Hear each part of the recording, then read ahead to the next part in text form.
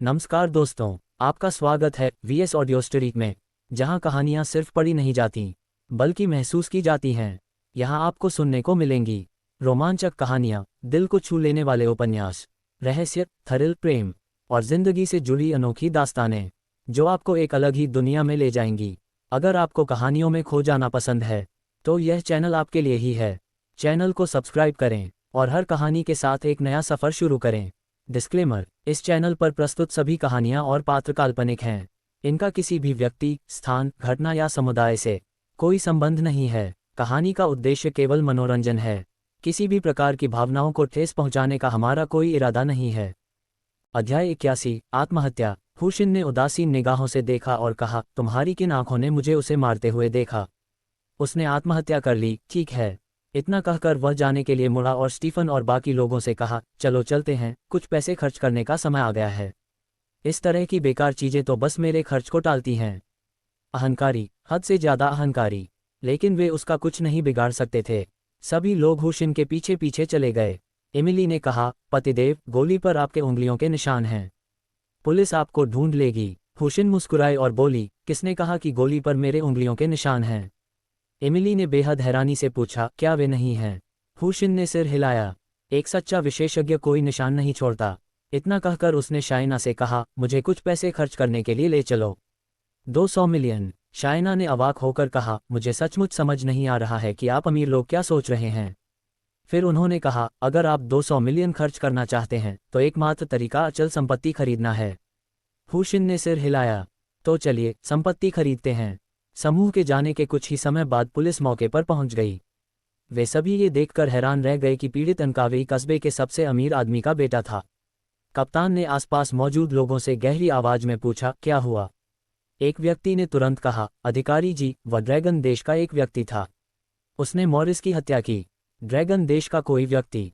वह कहाँ है? वे उस तरफ गए। इस समय एक अन्य अधिकारी ने कहा, कैप्टन, मॉरिस की पिस्तौल में एक गोली गायब है। माथे पर लगे घाव के विश्लेषण के आधार पर यह इसी पिस्तौल की गोली से हुआ है।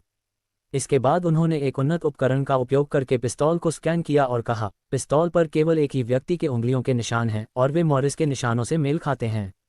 प्रारंभिक निष्कर्ष आत्महत्या का है। ये सुनकर कप्तान ने गवाह की ओर देखा और पूछा, तुमने मुझे ये क्यों बताया कि यह काम ड्रैगन देश के किसी व्यक्ति ने किया था? उस आदमी ने घबराकर कहा, अधिकारी जी, मॉरिस की हत्या सचमुच ड्रैगन कंट्री के उस आदमी ने की थी। वे सब गवाही दे सकते हैं। किसी ने आगे कहा, हाँ, हम गवाही दे सकते हैं। मॉरिस का हत्यारा ड्रैगन देश का एक युवक था। वह युवक बहुत घमंडी था और पैसे उड़ाने वगैरह की बातें करता रहता था, मानो वह बहुत अमीर हो। अधिकारी ने पूछा, तो मुझे बताओ, उसने मॉरिस को कैसे मारा? उस आदमी ने कहा, अधिकारी जी, हमारे अनकावेई कस्बे में यह बात काफ़ी समय से किसी से छिपी नहीं है कि मॉरिस को स्पेशलिटी होटल की खूबसूरत ड्रैगन कंट्री की मालकिन पसंद है। आज मॉरिस ने शाइना को शादी का प्रस्ताव दिया, लेकिन ड्रैगन कंट्री के उस आदमी ने बीच में दखल दे दिया, इसलिए उसने उसे डराने के लिए अपनी बंदूक निकाल ली। अंत में गोली चल गई, लेकिन ड्रैगन कंट्री के उस आदमी ने गोली को अपने नंगे हाथों से पकड़ लिया और उसे मॉरिस की ओर वापस फेंक दिया। मॉरिस को गोली लगी और वह जमीन पर गिर गया। अधिकारी का चेहरा तुरंत गुस्से से लाल हो गया और उसने अपने अधीनस्थों से कहा, इसे ले जाओ और मनोरोग वार्ड में भेज दो। नंगे हाथों से गोली पकड़ना? तो फिर मैं तोप के गोले को ही अपने हाथों से क्यों ना पकड़ लूं? उन्हें इस बात पर बिल्कुल भी यकीन नहीं था। जब अन्य अधिकारी उस व्यक्ति को ले जा रहे थे तो वह जोर से चिल्लाया, अधिकारी जी, मैं आपसे झूठ नहीं बोल रहा हूं। ये सच है। अगर आपको मुझ पर विश्वास नहीं है तो उनसे पूछ लीजिए। कप्तान ने बाकी लोगों की ओर देखा और पूछा, तुम ही बताओ, क्या ये सचमुच सच है? ये देखकर कि अधिकारी को इस पर बिल्कुल भी विश्वास नहीं हुआ और खुद भी ले जाए जाने से बचने के लिए उन सभी ने जोर से अपना सिर हिलाया। इसी दौरान एक अधिकारी ने मॉरिस के माथे से गोली निकाली और फिंगरप्रिंट स्कैनर से उसकी जांच की। भीड़ उत्साहित हो गई क्योंकि ड्रैगन कंट्री के उस व्यक्ति ने गोली को छुआ था, निश्चित रूप से उस पर उंगलियों के निशान रह गए होंगे। अगले ही क्षण स्कैन करने वाले अधिकारी ने कहा, कोई असामान्यता नहीं पाई गई। ये पुष्टि हो गई है कि मॉरिस ने आत्महत्या की है। एक अधिकारी ने पूछा, तो फिर उसने आत्महत्या क्यों की? गोली बरामद करने वाले अधिकारी ने विश्लेषण करते हुए कहा, क्या उन्होंने यह नहीं कहा था कि मॉरिस का शाइना को दिया गया प्रस्ताव ठुकरा दिया गया था? शायद वह इस अस्वीकृति को सहन नहीं कर सका। इसी समय निगरानी फुटेज की जांच कर रहे अधिकारी वहां पहुंचे। कैप्टन, उस समय निगरानी फुटेज में कुछ गड़बड़ी हो गई थी, इसलिए हम यह नहीं देख पाए कि यह आत्महत्या थी या कुछ और। हालांकि मॉरिस वास्तव में ड्रैगन कंट्री के एक व्यक्ति को निशाना बना रहा था, इसके अलावा कुछ भी असामान्य नहीं था। निगरानी में देरी, क्या आप वीडियो लाए हैं? कप्तान ने पूछा। मेरे द्वारा इसे लाया गया। कप्तान ने खुद वीडियो को बार बार चेक किया, लेकिन जिस हिस्से में मॉरिस ने गोली चलाई थी वह ठीक उसी जगह पर था जहां वीडियो में लैग था, जिससे उसे देखना असंभव हो गया था। इसके बाद कप्तान ने कहा, चूंकि यह स्पष्ट हो गया है कि मॉरिस ने आत्महत्या की है, इसलिए शव को ले जाओ और मॉरिस के पिता को सूचित करो ताकि वे आकर शव की पहचान कर सकें। पुलिस मॉरिस के शव को लेकर चली गई, जिससे मॉरिस के दोस्त वहां स्तब्ध खड़े रह गए। वे जितना ज्यादा इसके बारे में सोचते गए उतना ही ज्यादा भयभीत होते गए। उन्हें अचानक एहसास हुआ कि ड्रैगन कंट्री का वह आदमी बेहद खौफनाक था। नंगे हाथों से गोली झेल लेना एक बात थी, लेकिन उसने सबूत का एक भी टुकड़ा नहीं छोड़ा था। दूसरी ओर शायना, हुशिन और अन्य लोगों को अनकावे शहर में एक रियल एस्टेट बिक्री कार्यालय में ले गई। यहाँ की सभी इमारतें गार्डन विला थीं, इसलिए उनका मूल्य काफ़ी अच्छा था। क्योंकि रात काफ़ी हो चुकी थी, सभी का काम खत्म हो चुका था और ड्यूटी पर केवल एक ही सलाहकार मौजूद था। लोगों को आते देख सलाहकार चौंक गया और फिर उसने पूछा, आप सब लोग घर खरीदने आए हैं? फिर उसने शायना को देखा। अरे, तुम शायना हो, स्पेशलिटी होटल की मालकिन। क्या तुम घर खरीदना चाहती हो? शायना मुस्कुराई और बोली, मैं नहीं खरीदना चाहती। मेरे पति के पास बहुत पैसा है और वे बहुत बड़ी रकम खर्च करना चाहते हैं। ये सुनकर सेल्स पर्सन ने इसे गंभीरता से नहीं लिया और मुस्कुराते हुए पूछा, बहुत बड़ी रकम खर्च करनी है? आखिर कितनी बड़ी रकम की बात हो रही है? हुशिन ने कहा, मेरे पास 200 मिलियन है, इसलिए मुझे 200 मिलियन मूल्य के घरों के लिए बजट दीजिए। विक्रेता स्तब्ध रह गया। बाकी लोग भी हैरान रह गए। उन्होंने हुशिन को 200 मिलियन खर्च करने की इच्छा जताते हुए सुना था और उन्हें लगा कि वह मजाक कर रहा है, लेकिन उन्हें यह उम्मीद नहीं थी कि यह सच होगा। विक्रेता ने हुशिन पर ध्यान देना बंद कर दिया, ये सोचकर कि शायद उसे कोई मानसिक समस्या है, और शायना से कहा, बॉस शायना, क्या आपको यकीन है कि आपका सज्जन मजाक नहीं कर रहा है? शायना ने हुशिन की ओर देखा। हुशिन ने अपना बैंक कार्ड निकाला, उसे विक्रेता को सौंप दिया और कहा, पासवर्ड 1,23,456 है। अब पहले 200 मिलियन ट्रांसफ़र कर दीजिए, फिर मुझे उन घरों का बजट बता दीजिए जिन्हें मैं खरीद रहा हूँ। विक्रेता स्तब्ध रह गया। उसने शायना की तरफ देखा और जब उसने कुछ नहीं कहा तो उसने बाकी लोगों की तरफ देखा। ये देखकर कि किसी ने उसे नहीं रोका, उसने सोचा कि भले ही बाकी सब पागल हों, शायना पागल नहीं हो सकती है ना। तो उसने कहा, ठीक है, कृपया थोड़ी देर प्रतीक्षा करें। कुछ देर बाद वह एक POS मशीन लेकर लौटी और सबके सामने पासवर्ड डालने के लिए कार्ड उसमें डाला। फिर उसने नेटवर्क के जवाब का इंतजार किया। फिर विक्रेता ने 2 के बाद लगातार कई शून्य देखकर हैरानी से अपना सिर मूंद लिया। उसे हुशिन की ओर देखने में काफ़ी समय लगा, यह मानना उसके लिए अविश्वसनीय था कि वास्तव में 200 मिलियन लोग थे। उसने हैरानी से पूछा, सर, क्या आप वाकई 200 मिलियन मूल्य की संपत्ति खरीदना चाहते हैं? अमेरिका में खरीदारी पर कोई प्रतिबंध नहीं है, जब तक आपके पास पैसा है आप कुछ भी खरीद सकते हैं। आखिरकार यह एक ऐसा राष्ट्र है जो स्वतंत्रता का प्रतीक है, इसलिए स्वाभाविक रूप से सब कुछ स्वतंत्रता की ओर ही झुका हुआ है। हुशिन ने सिर हिलाया। जी हाँ, मैं बिल्कुल गंभीर हूँ। आप अभी सारी रकम ट्रांसफ़र कर सकते हैं और फिर मुझे 200 मिलियन मूल्य की अचल संपत्ति के लिए बजट दे दीजिए। जब सलाहकार को यकीन हो गया तो वह बेहद उत्साहित हो गई। $200 मिलियन की रियल एस्टेट बिक्री के साथ उसका कमीशन आसमान छूने वाला था। जी महोदय, पहले मुझे 50 मिलियन जमा राशि लेने दीजिए, फिर मैं आपको अचल संपत्ति में 200 मिलियन का बजट दूंगा। बजट को अंतिम रूप देने के बाद हम शेष राशि का भुगतान कर देंगे। बस बात यह है कि महोदय, 200 मिलियन मूल्य की संपत्ति बहुत ज़्यादा है। मैं इसे अकेले नहीं संभाल सकता और मुझे डर है कि मैं आज अनुबंध तैयार नहीं कर पाऊंगा, इसलिए। इससे पहले कि वह अपनी बात पूरी कर पाती, हुशिन ने बीच में ही टोकते हुए कहा, नहीं, मुझे 3 घंटे के भीतर सभी रियल एस्टेट अनुबंध चाहिए। 200 मिलियन अभी ट्रांसफ़र कर दो। अगर आप बहुत व्यस्त हैं तो आप अपने सहयोगियों को मदद के लिए बुला सकती हैं। अध्याय 82, गुप्त मिशन। विक्रेता के पास प्रबंधक को फ़ोन करने के अलावा कोई चारा नहीं था। खबर सुनकर प्रबंधक को बिल्कुल भी विश्वास नहीं हुआ और उसने विक्रेता को जमकर फटकार लगाए। हालांकि विक्रेता ने बार बार इसकी गारंटी दी और तभी प्रबंधक अनिच्छा से आने के लिए सहमत हुआ। कुछ ही समय बाद एक अधेड़ उम्र की महिला बिक्री केंद्र पर पहुंची और वहां लोगों की भीड़ देखकर कुछ आश्चर्यचकित रह गई। फिर वह सेल्स पर्सन के पास गई और पूछा, विक्टोरिया, आखिर चल क्या रहा है? विक्टोरिया ने POS मशीन मैनेजर को सौंपते हुए कहा, मैनेजर, आप खुद ही देख लीजिए। बैलेंस देखकर मैनेजर मोलिन बेहद हैरान रह गईं। फिर उन्होंने हुशिन और बाकी लोगों की तरफ देखकर पूछा, क्या आप वाकई 200 मिलियन मूल्य की संपत्ति खरीदना चाहते हैं? हुशिन ने जवाब दिया, मुझे पूरा यकीन है। कृपया 3 घंटे के भीतर सभी लेन देन की प्रक्रिया पूरी कर लें। मैं अधीर व्यक्ति हूं और मुझे उम्मीद है कि आप समझ सकते हैं। पुष्टि होने के बाद मैनेजर हुशिन चिंतित हो गए। महोदय, मैं मियुएबे बिक्री विभाग का मैनेजर मोलिन हूं। आपकी सेवा करना हमारे लिए खुशी की बात है। मैं तुरंत सभी कर्मचारियों को सूचित करूंगा और 3 घंटे के भीतर लेन देन पूरा करने का प्रयास करूंगा। हुशिन ने अपना सिर चबाते हुए कहा, नहीं नहीं नहीं, क्या तुम मुझे समझ नहीं पाए? इसे 3 घंटे के भीतर पूरा करना होगा, अन्यथा मैं तुम्हारी शिकायत कर दूंगी। मैनेजर मोलिन का शरीर कांप उठा और उसने जल्दी से कहा, ठीक है, मैं समझ गई। उसने पास खड़ी विक्टोरिया को चिल्लाकर कहा, तुम वहां क्यों खड़ी हो? सफाईकर्मियों समेत सभी कर्मचारियों को जल्दी से सूचित करो कि वे वापस आकर मदद करें। उन्हें बताओ कि इस महीने का वेतन 2 गुना कर दिया जाएगा। ठीक है, मैनेजर। विक्टोरिया और मैनेजर ने तुरंत लोगों से संपर्क किया। स्टीफन और बाकी सभी लोग हुशिन को गहरी हैरानी से देखते रह गए। उन्होंने आश्चर्य व्यक्त किया, आप इतनी अधिक संपत्ति क्यों खरीद रहे हैं? एमिली ने पूछा, पतिदेव, आप रियल एस्टेट उद्योग में आने के बारे में तो नहीं सोच रहे हैं ना? लेकिन अमेरिका में तो सारी संपत्तियां सरकार द्वारा तय की जाती हैं, इसमें ज़्यादा मुनाफा नहीं होता। हुशिन ने बेपरवाही से कहा, कोई बात नहीं, मेरे पास बहुत पैसा है। उसने सोचा, अमेरिका को खरीदने की शुरुआत अनकावेई शहर से होती है। डिंग, होस्ट ने एक गुप्त मुख्य मिशन शुरू कर दिया है। अमेरिका को खरीदो, जिसकी समय सीमा 3 वर्ष है। मिशन पूरा करने में विफल रहने पर होस्ट का नाश हो जाएगा। मिशन को सफलतापूर्वक पूरा करने पर स्वर्ग विरोधी श्रेणी का भव्य उपहार पैकेज मिलेगा। हुशिन अवाक रह गया। वह तो बस अपने मन में इसकी कल्पना कर रहा था, किसे पता था कि इससे वास्तव में एक गुप्त मिशन शुरू हो जाएगा। ये क्या बकवास है? क्या ये सचमुच चाहता है कि वो अमेरिका को खरीद ले? यह इतना आसान कैसे हो सकता है? यह अब ऐसी समस्या नहीं थी जिसका समाधान केवल पैसे से हो सके। उन्हें तुरंत ही अत्यधिक दबाव महसूस हुआ। अब उसे सचमुच जमकर खरीदारी करनी पड़ेगी। सब कुछ व्यवस्थित हो जाने के बाद मैनेजर मोलिन हुशिन के पास आए और आदरपूर्वक कहा, महोदय, कृपया वीआईपी लाउंज में जाकर आराम करें। यहाँ सब कुछ व्यवस्थित हो जाने पर मैं आपको सूचित कर दूंगा। हुशिन ने सिर हिलाकर कहा, अच्छा। याद रखना, जितनी जल्दी हो उतना अच्छा। मुझे पैसे खर्च करने की जल्दी है।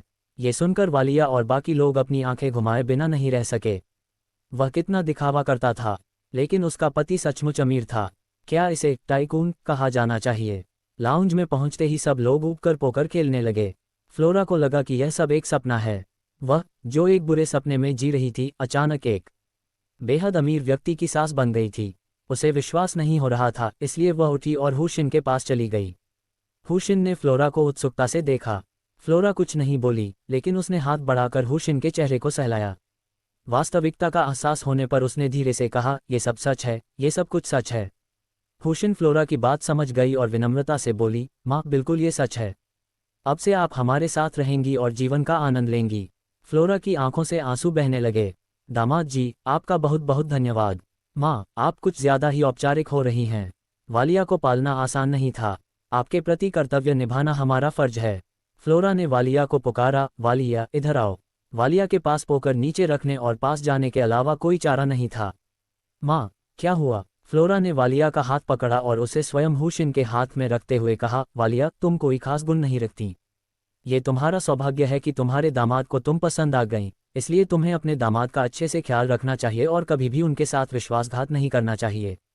वालिया ने शर्माते हुए कहा, माँ, मुझे पता है। मैं अपने पति को कभी धोखा नहीं दूंगी। मैं उनसे प्यार करती हूँ। फ्लोरा ने सिर हिलाया और फिर हुशिन की ओर देखते हुए कहा, दामाद जी, वालिया बेचारी है। परिवार में लड़कों को लड़कियों से ज्यादा अहमियत दी जाती है और उसे पिता का प्यार भी बहुत कम मिला है। मेरे अलावा परिवार में बहुत कम लोग उसे पसंद करते हैं। मुझे उम्मीद है कि आपकी कितनी भी पत्नियां हों, आप वालिया को कभी नहीं छोड़ेंगे। हुशिन ने तुरंत कहा, माँ, चिंता मत करो। मैं वालिया को कभी नहीं छोड़ूंगी। उसके लिए मुझे छोड़ना तो संभव ही नहीं है। फ्लोरा ने कृतज्ञता व्यक्त करते हुए कहा, यह अच्छी बात है। मैं आप दोनों के लिए खुशियों की कामना करती हूँ। 3 घंटे से भी कम समय में मैनेजर मोलिन लाउंज में पहुंचे। उनके पीछे पीछे मोटी मोटी दस्तावेजों की गड्डी लिए हुए लोग आए, जिनमें सभी संपत्ति संबंधी अनुबंध थे। मैनेजर मोलिन ने श्रीहू से कहा, श्रीहू, हमने संपत्ति से संबंधित सभी अनुबंध तैयार कर लिए हैं। आपको बस हस्ताक्षर करने और अपने उंगलियों के निशान लगाने हैं। हुशिन ने सिर हिलाकर कहा, अच्छा, तैयार हो जाओ। मैं हस्ताक्षर और उंगलियों के निशान लेना शुरू कर दूंगी। ठीक है, श्रीमान हू। कई सेल्सपर्सन मदद करने के लिए आगे आए। हुशिन ने कलम उठाए और झटपट हस्ताक्षर और उंगलियों के निशान लगा दिए। उनकी इस फुर्ती ने इन बिक्री सलाहकारों को आश्चर्यचकित कर दिया। उन्होंने शुरू में सोचा कि हुशिन शायद बस यूं ही कुछ लिख रहा होगा। जांच करने के बाद उन्होंने पाया कि अंग्रेजी हस्ताक्षर बहुत साफ सुथरे थे और उंगलियों के निशान भी बहुत स्पष्ट थे। इसे पूरा करने में लगभग 1 घंटा लग गया। मैनेजर मोलिन ने हुशिन के सामने ही पीओएस मशीन से व्यक्तिगत रूप से $200 मिलियन निकाल लिए। डिंग, मेज़बान को बधाई हो। उन्होंने 6 घंटे के भीतर $200 मिलियन अमेरिकी डॉलर खर्च करके मिशन पूरा किया और 5 विशेष श्रेणी की संवर्धन गोलियों का पुरस्कार प्राप्त किया। डिंग, नया मिशन, 12 घंटे के भीतर $500 मिलियन अमेरिकी डॉलर खर्च करें। मिशन पूरा न करने पर लकवा हो जाएगा। मिशन सफलतापूर्वक पूरा करने पर 3 शक्तिवर्धक गोलियां मिलेंगी। सिस्टम, सभी संवर्धन गोलियों को सक्रिय करें। डिंग, मेज़बान को बधाई। 5 संवर्धन बिंदु सक्रिय हो गए हैं, जिससे कुल 500,000 संवर्धन बिंदु प्राप्त हुए हैं। शेष संवर्धन बिंदु 1547,790। समय बढ़कर 12 घंटे हो जाने पर हुशिन ने राहत की सांस ली। आखिरकार उसे आराम करने का समय मिल ही गया। काफ़ी रात हो चुकी थी, इसलिए उसने सभी से कहा, ठीक है, चलिए सब होटल वापस जाकर आराम करते हैं। कल फिर मिलेंगे। कुछ याद आने पर उसने मैनेजर मोलिन से कहा, ओह वैसे मैनेजर मो, आपके पास यहाँ कितनी संपत्ति बची है? ठीक ठीक बताऊँ तो मैं आपकी सारी संपत्ति खरीदना चाहता हूँ। आपके पास मेरा नंबर तो होगा ना? हिसाब किताब हो जाने पर मुझे बता देना। कल मिलते हैं। स्टीफन और बाकी लोग पहले से ही सुन्न हो चुके थे। वे धीरे धीरे हुशिन के खर्चीलेपन के आदी हो गए थे। स्पेशल होटल में वापस आकर वालिया ने कहा, पतिदेव, मैं आज रात मम्मी के साथ सो रही हूँ, इसलिए मैं आपके साथ नहीं रहूंगी। बोलने के बाद उसने फ्लोरा को अपने कमरे की ओर खींच लिया। हुशिन ने स्टीफन और एमिली की ओर देखा और पूछा, आप दोनों का क्या ख्याल है? एमिली ने स्टीफन को खींचा और कहा, हम बहनें एक साथ सो रही हैं, अलविदा। और फिर वे चले गए। हुशिन ने शाइना की ओर देखा और मुस्कुराते हुए कहा, अब बस तुम ही बची हो। शाइना मुड़ी और भाग गई। हुशिन ने उसका पीछा किया, उसे उठाया और अपने हाथ में मौजूद कमरे के नंबर की ओर दौड़ पड़ा। शाइना चीखी, मुझे जाने दो, मुझे जाने दो। हुशिन ने घमंड से कहा, आज तुमने मुझे इस तरह उकसाया है तो मैं तुम्हें कैसे जाने दे सकती हूँ। जाओ और अपने पति की अच्छे से सेवा करो। अध्याय 83, अत्यंत क्रूर। कमरे में घुसकर दरवाजा बंद करने के बाद उसने बेरहमी से शाइना को बिस्तर पर पटक दिया और फिर उस पर झपटा। शाइना के पास भाग्य के आगे आत्मसमर्पण करने के अलावा कोई चारा नहीं था। लगभग 2 घंटे बाद हुशिन ने अफसोस जताते हुए कहा, यह बहुत दुख की बात है कि आपने अपनी सबसे कीमती चीज़ मेरे लिए नहीं बचाई। शाइना ने आंखें घुमाईं और बोली, मैं 26 साल की हो चुकी हूँ। क्या तुम्हें सच में उम्मीद थी कि मुझे कभी किसी पुरुष ने छुआ तक नहीं होगा? तुम्हें किसने कहा था कि मुझसे पहले मत मिलो? अरे, हुशिन ने कुछ हैरानी से कहा, तुम 26 साल के हो गए? मुझे तो पता ही नहीं चला, मुझे लगा तुम सिर्फ 18 साल के हो। शाइना को हुशिन द्वारा कुंवारी न होने के कारण अपमानित महसूस हुआ, इसलिए उसने उसे घूरकर देखा और बोलना बंद कर दिया। हुशिन ने उसे गले लगाया और कहा, अब गुस्सा मत करो। मैं तुमसे माफ़ी मांगती हूँ, ये सब मेरी गलती है। लेकिन मैं वादा करती हूँ, मैं तुम्हें नीचा नहीं समझती और मैं तुम्हें उतना ही प्यार करूँगी जितना मैं बाकी सभी को करती हूँ।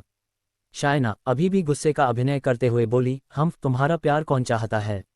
अपनी बातों के बावजूद वह हुशिन के आलिंगन में झुक गई और उसे कसकर गले लगा लिया। उसे सुरक्षा की एक विशेष अनुभूति हुई। अनकावेई कस्बे में स्थित निजी फार्म हवेली मोहित की संपत्ति थी, जो अनकावेई कस्बे का सबसे धनी व्यक्ति और मॉरिस का पिता था। ठीक इसी समय मोहित ने पुलिस से मॉरिस के अवशेष प्राप्त कर लिए थे और उन्हें घर ले आए थे। मोहित ने मॉरिस के साथ आए दोस्तों को भी घर पर आमंत्रित किया था। ये लोग कांप रहे थे, अत्यधिक भय से भरे हुए थे, क्योंकि मोहित एक निर्दयी व्यक्ति था और अब जब उसका इकलौता बेटा मर चुका था तो वह कुछ भी करने में सक्षम हो सकता था। इसलिए वे सभी भयभीत थे। मुंह में सिगार लिए मोहित ने 8 पुरुषों और महिलाओं के समूह को घूरते हुए पूछा, आखिर हुआ क्या? मुझे ईमानदारी से बताओ और एक भी बात मत छिपाओ। वह ड्रैगन साम्राज्य का एक आदमी था। उसी ने मॉरिस को मारा था, हमने अपनी आंखों से देखा था। एक साथी ने अपने अंदर के डर को छिपाने की कोशिश करते हुए जोर से चिल्लाया। मोहित का चेहरा उदास था। क्या आपको इस बात का पूरा यकीन है? फिर पुलिस ने मुझे क्यों बताया कि मॉरिस ने आत्महत्या की थी? समूह ने एक दूसरे की ओर देखा और एक युवती ने कहा, अंकल मोहित, हमें सच में नहीं पता कि ऐसा क्यों हुआ। निगरानी में भी कुछ गड़बड़ी थी, लेकिन हमने निश्चित रूप से ड्रैगन किंगडम के उस आदमी को मॉरिस की हत्या करते देखा।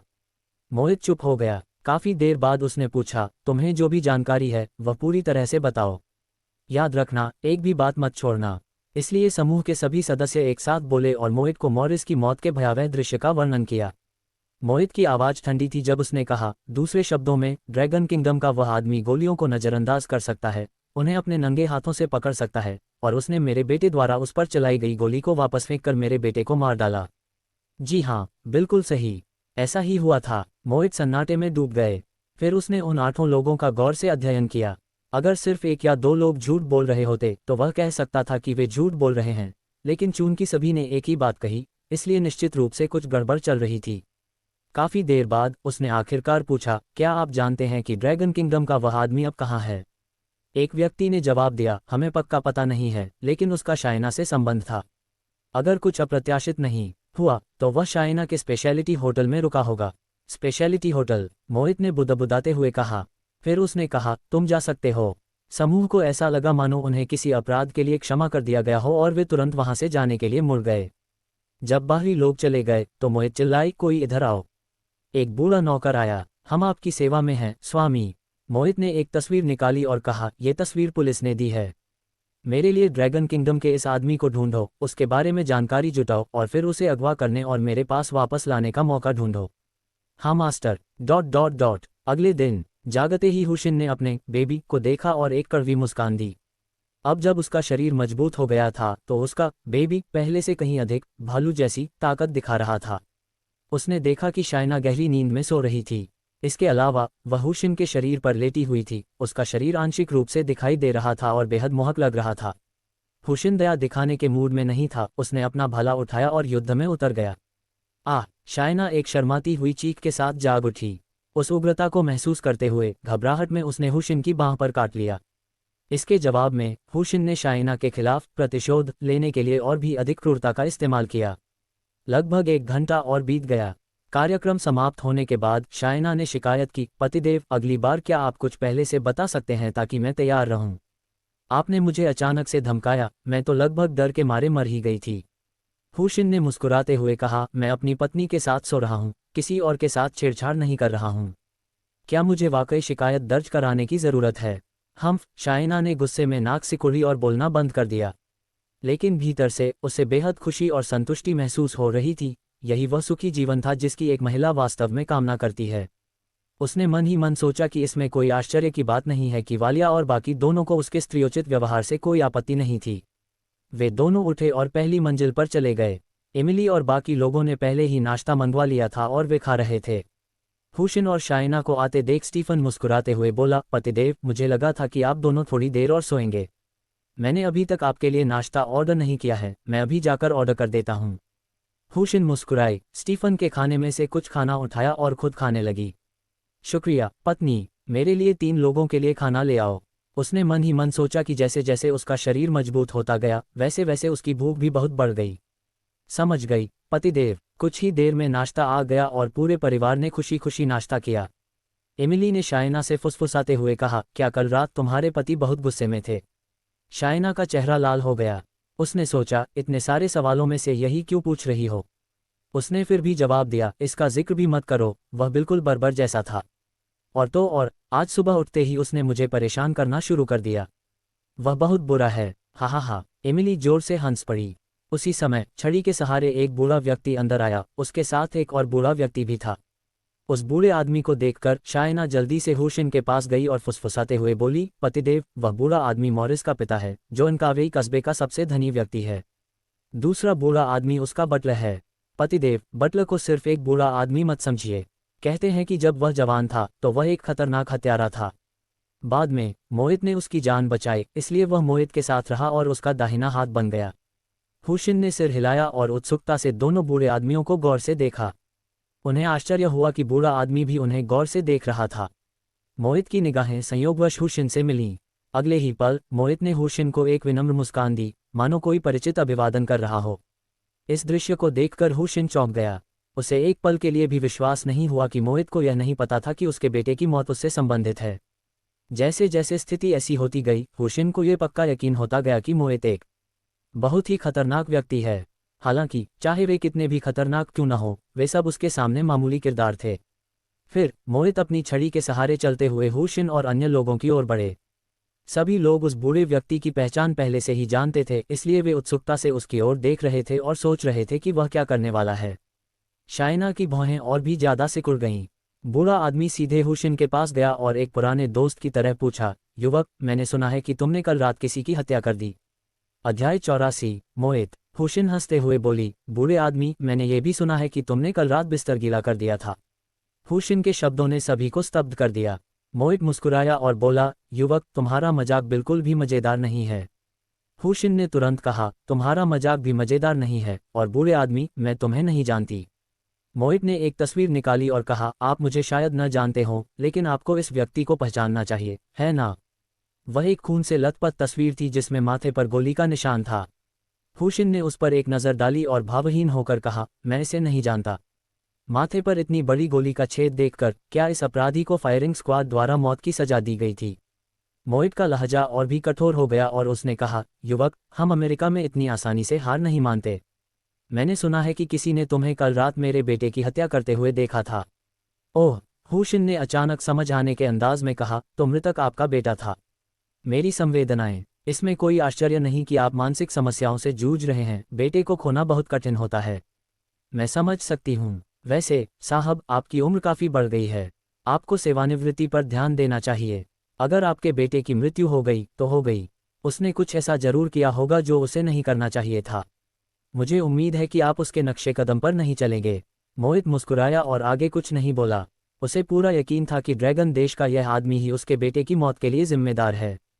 इतना ही काफ़ी था। जाते समय उसने सभी को हुशिन के नाम से याद दिला दिया। जब बूढ़ा आदमी काफ़ी दूर चला गया तो एमिली ने कहा, वह बूढ़ा कमीना शायद हमें ही निशाना बनाएगा, ठीक वैसे ही जैसे तुमने उसके बेटे को मारा था, एक एक करके हमें मार डालेगा ताकि तुम्हें तकलीफ हो। ये सुनकर हुशिन ने सिर हिलाया और कहा, यह तो काफ़ी खतरनाक लगता है। स्टीफन ने कहा, यह सिर्फ काफ़ी खतरनाक नहीं बल्कि बेहद खतरनाक है। आखिरकार हम खुले में हैं और दुश्मन अंधेरे में छिपा है। आप कभी नहीं जान सकते कि वह कब और कहाँ हमला करेगा। हुशिन ने पूछा, क्या हुआ पत्नी, क्या तुम डर गई हो? स्टीफन हंसते हुए बोला, मुझे जरा भी डर नहीं है। आज से मैं 24 घंटे तुम्हारे साथ रहूंगा। अगर मेरी मौत भी हो जाए तो मैं तुम्हारे साथ ही मरूंगा।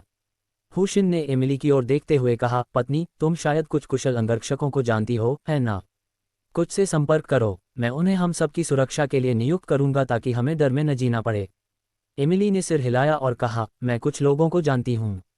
मैं एक टीम को भी जानती हूँ, लेकिन उनकी फीस थोड़ी ज़्यादा है। हुशिन ने बीच में ही टोकते हुए कहा, पत्नी, क्या मैं तुम्हें पैसों की कमी वाला लगता हूँ? जब तक वे कुशल हैं, सबको ले आओ। मुझे जितने मिल सकें उतने चाहिए। वालिया ने आश्चर्य से कहा, पतिदेव, क्या आप बॉडीगार्ड कंपनी शुरू करने की योजना बना रहे हैं? हुशिन हंसते हुए बोला, ये बुरा विचार नहीं है। आखिरकार मेरे पास पैसों की कमी नहीं है और आपके अमेरिका में तो कोई भी बंदूक रख सकता है, ये सुरक्षित नहीं है। बॉडीगार्ड कंपनी शुरू करना वास्तव में एक अच्छा विचार है। एमिली ने तुरंत अपने परिचित बॉडीगार्ड से संपर्क करना शुरू कर दिया। फिर उसने फ़ोन हुशिन को देते हुए कहा, पतिदेव, वे कीमत के बारे में पूछ रहे हैं। हुशिन ने फ़ोन लिया और कहा, आप जो भी कीमत बताएं, लेकिन मुझे बेहतरीन कारीगर चाहिए। मुझे ऐसे लोग चाहिए जो दूसरों की रक्षा कर सकें, घटिया लोग नहीं। दूसरा पक्ष दंग रह गया, मानो उसे इतने साहसी नियोक्ता की उम्मीद ही न हो। फिर उसने घमंड से जवाब दिया, अगर आप खर्च उठा सकते हैं तो मैं आपको प्राचीन मार्शल आर्ट्स गठबंधन से भी लोग दिलवा सकता हूँ। प्राचीन मार्शल आर्ट्स गठबंधन? हुशिन ने बुदबुदाते हुए पूछा, क्या आपके पास जीन लॉक के दूसरे चरण के कोई गुरु हैं? दूसरे पक्ष ने हैरानी से पूछा, क्या आपको जीन लॉक के बारे में भी पता है? हुशिन ने कहा, मैं खुद उनमें से एक हूँ। आप क्या सोचते हैं? उसने मन ही मन सोचा, मैं वास्तव में अब जीन लॉक के तीसरे चरण में हूँ। दूसरे पक्ष ने कड़वाहट से कहा, नहीं, मेरे पास जीन लॉक के पहले चरण में कुछ लोग हैं, लेकिन मैं उन्हें प्राप्त नहीं कर सकता। यदि आप खर्च उठा सकते हैं तो मैं आपको प्राचीन मार्शल आर्ट गठबंधन से कुछ लोगों का इंतजाम करवा सकता हूँ। हुशिन ने निराशा से कहा, ठीक है, उन्हें ले आओ। कीमत की कोई परवाह नहीं। दूसरे पक्ष ने कहा, प्रति व्यक्ति प्रति वर्ष 1 अरब अमेरिकी डॉलर, जिसमें 50 मिलियन अमेरिकी डॉलर का अग्रिम भुगतान शामिल है। क्या ये स्वीकार्य है? हुशिन ने कहा, कोई बात नहीं, मैं इस समय एनकावेई कस्बे में हूँ। आप कब पहुँच सकते हैं? दूसरी तरफ से किसी ने कुछ जांच की, फिर कहा, सबसे तेज शाम 5 बजे के आसपास पहुँच सकता है। वे आपसे उस स्थान पर संपर्क करेंगे जहाँ से यह कॉल की जा रही है। अच्छा, बात खत्म। एमिली ने पूछा, पतिदेव, क्या काम हो गया? हुशिन मुस्कुराया, हो गया। प्राचीन मार्शल आर्ट्स गठबंधन से। हालांकि मुझे यकीन नहीं है कि वे कितने शक्तिशाली हैं। एमिली ने कहा, पतिदेव, प्राचीन मार्शल आर्ट्स गठबंधन साधना गठबंधन की एक शाखा है जो जीन योद्धाओं से कमतर नहीं है। उसने हुशिन के पहले के शब्द सुने थे और सोचा था, मुझे उम्मीद नहीं थी कि मेरा पति एक जीन योद्धा होगा। लेकिन चूंकि उसके पति ने खुद को तीसरे चरण का जीन योद्धा होने का दावा किया था, इसलिए उसने सोचा कि वह शायद शेखी बघार रहा होगा। नाश्ते के बाद हुशिन फिर से आगे आगे चलने लगी। मोहित की बात करें तो हुशिन के घर से निकलते ही वह रेस्टोरेंट से भी निकल गया। हुशिन ने उसकी बात को गंभीरता से नहीं लिया। जब तक सब लोग उसके साथ रहेंगे तब तक कोई खतरा नहीं होगा। शाइना ने पूछा, पतिदेव, आगे आपकी क्या योजना है? हुशिन ने गंभीरता से कहा, सच कहूं तो मेरा लक्ष्य पूरे अनकावेई शहर पर कब्जा करना है। क्या? सभी लोग हैरान रह गए। एमिली ने कहा, लेकिन पतिदेव, क्या आपको अनकावेई शहर का सकल घरेलू उत्पाद जीडीपी पता है? इसे छोटा शहर समझकर कम मत आंकिए। इसका वार्षिक जीडीपी 200 अरब अमेरिकी डॉलर से कम नहीं है। ये सुनकर सब लोग चौंक गए। 200 अरब अमेरिकी डॉलर। उन्होंने सोचा, पतिदेव, भले ही आप अमीर हों, आपने अभी कुछ अरब ही दिखाए हैं। ये 200 अरब से बहुत दूर है। हुशिन ने सिर हिलाते हुए कहा, बिल्कुल सही। इसलिए हमें अधिग्रहण में तेजी लानी होगी, नहीं तो उस 200 अरब को खरीदने में अनंत काल लग जाएगा। सब लोग दंग रह गए। 200 अरब अमेरिकी डॉलर, और वह अब भी इसे हासिल करना चाहता है। एमिली ने उसे याद दिलाया, पतिदेव, मैंने 200 अरब अमेरिकी डॉलर कहा था, ड्रैगन कंट्री की मुद्रा नहीं। क्या आप वाकई गंभीर हैं? हुशिन ने सभी को सिर हिलाकर कहा, मैं आप सभी को बहुत गंभीरता से बता रहा हूं। मैं अनकावेई टाउन खरीदना चाहता हूं, और जितनी जल्दी हो सके उतना अच्छा। शाइना ने कहा, तो चलिए फार्म एस्टेट से अधिग्रहण शुरू करते हैं। मुझे लगता है कि यह अधिक कुशल होगा। हुशिन ने सिर हिलाते हुए कहा, ठीक है। अधिग्रहण में तेजी लाने के लिए जो भी तरीका अपनाया जाएगा, हम वही करेंगे। शाइना ने आगे पूछा, तो पतिदेव, आपके पास अभी कितने अमेरिकी डॉलर हैं? क्या आप हमें एक मोटा मोटा अंदाजा दे सकते हैं? हुशिन मुस्कुराए और बोली, पैसा कोई समस्या नहीं है। जब तक हम कमा सकते हैं, पैसा कोई मायने नहीं रखता। वैसे आप सभी अधिग्रहणों में मेरी मदद कर सकते हैं। भुगतान का जिम्मा मैं संभाल लूंगा। वालिया ने पूछा, पतिदेव, क्या आप सच में गंभीर हैं? हुशिन ने दृढ़ता से कहा, मैं इसे फिर से दोहराता हूँ। मैं गंभीर हूँ, बहुत गंभीर हूँ। लेकिन अभी नहीं, मुख्य रूप से इसलिए क्योंकि मोहित सभी को निशाना बना रहा है। अभी तक यहाँ कोई बॉडीगार्ड नहीं है, इसलिए मैं अधिग्रहण के लिए आपके अलग अलग होने से सहज नहीं हूँ। स्टीफन ने पूछा, तो अब हमें क्या करना चाहिए? हुशिन ने थोड़ी देर सोचा और फिर कहा, चलो मेई युएखाड़ी चलते हैं। बिक्री कार्यालय। मैं सबसे पहले वहीं से सब कुछ खरीदने की योजना बना रहा हूँ। एक समूह हुशिन के पीछे पीछे मेई युएखाड़ी तक गया। ठीक तभी टकराना। बाईं ओर स्थित एक इमारत की छत से गोली चलने की आवाज आई। हुशिन ने उधर देखा। एक गोली चलाई गई, जो शाइना को निशाना बनाकर चलाई गई थी। एमिली ने तुरंत प्रतिक्रिया दी और जोर से चिल्लाई, नीचे झुक जाओ। दुश्मन का हमला, और तेजी से लक्ष्य की तलाश शुरू कर दी।